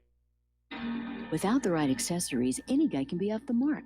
Whether you've invested thousands in your arsenal or you own a single trusted firearm, a visit to AROutfitting.com is in order. It's one of the finest online selections of tactical optics and AR parts and add-ons, like EOTech, quick target acquisition with no peripheral loss. Browse the full range of Nikon scopes and binoculars. AROutfitting.com can illuminate your world with Streamlight gun-mounted lights from keychain to large handhelds up to 1,100 lumens. Find some stability with Battenfield tactical bipods. AirOutfitting.com has CMMG gun parts, barrels, assemblies, handguards, part kits, and more, plus mag-full clips and magazines. I know I've got you excited, so take a breath. Head to AirOutfitting.com. The site's super easy to navigate and features a ton of technical info, including links to manuals. We also welcome vendor and manufacturer inquiries. Remember, if you don't see it, we can get it at AirOutfitting.com. Tired of being lied to by mass media? It's growing more and more apparent today that news is received less and less through standard media outlets. Even with a growing audience every day, RBN is beginning to direct more efforts into social media. Social media and the use of the internet is fast becoming the primary source of people for news, regardless of demographic. RBN has set out to provide some of the best news on the internet through republicbroadcasting.org, and also has begun to use the tools to our advantage by way of social media. Republic Broadcasting is now operating a Facebook page to function as yet another avenue to have our collective voice reach new audiences across not only America, but across the globe as well. The Facebook page features not only news, but also an RBN player to listen to our broadcast. Get involved by visiting facebook.com/Republic Broadcasting and liking our page and share it with your friends and family, because you can handle the truth.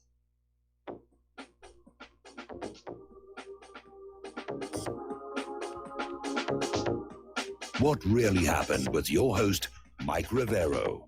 You're listening to the Republic Broadcasting Network. Here is your host, Michael Rivero. And aloha, America. Welcome back to our show here. Final segment of our program today.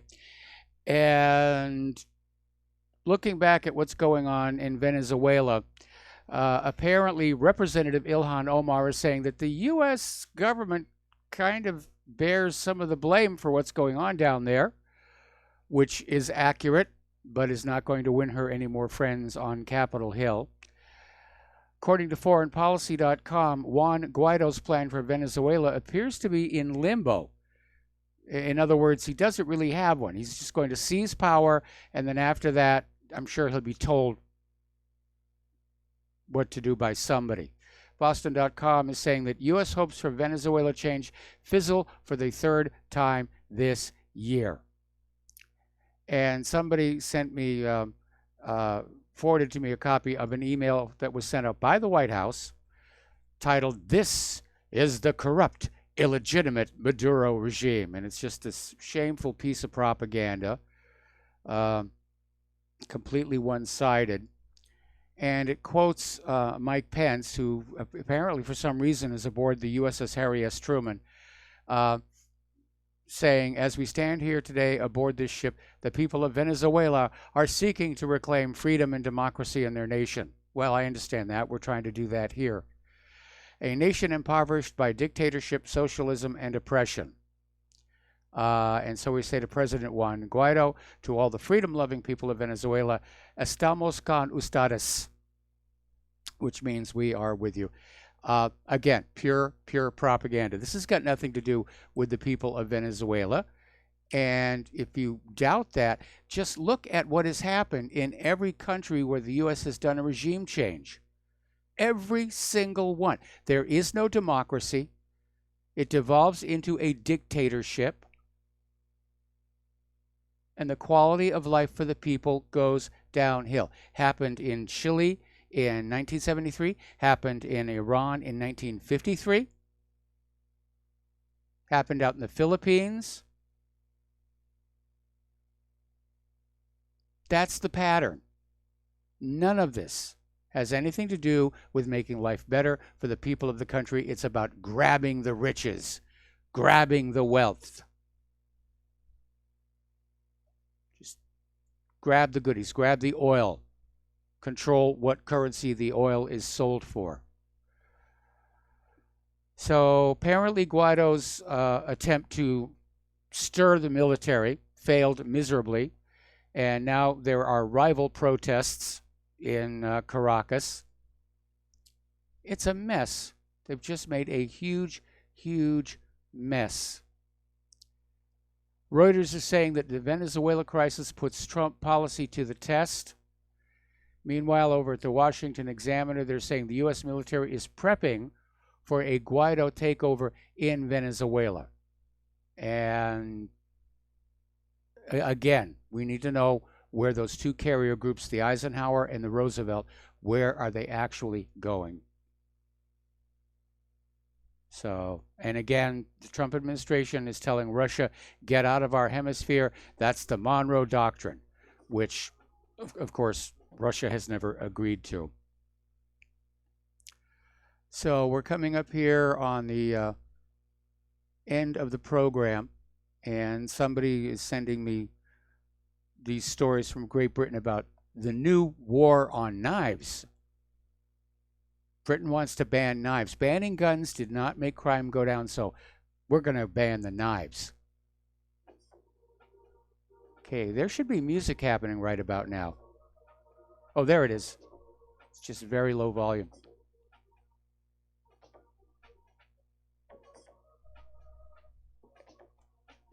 Hang on a second. There we go. Okay, so stay tuned for John Stadmiller. I'm sure he's got lots of interesting things to share with you. Take what you learn here, share it with everybody that you know. We'll be back tomorrow. Aloha, America. It happens more often than we can imagine. In my case,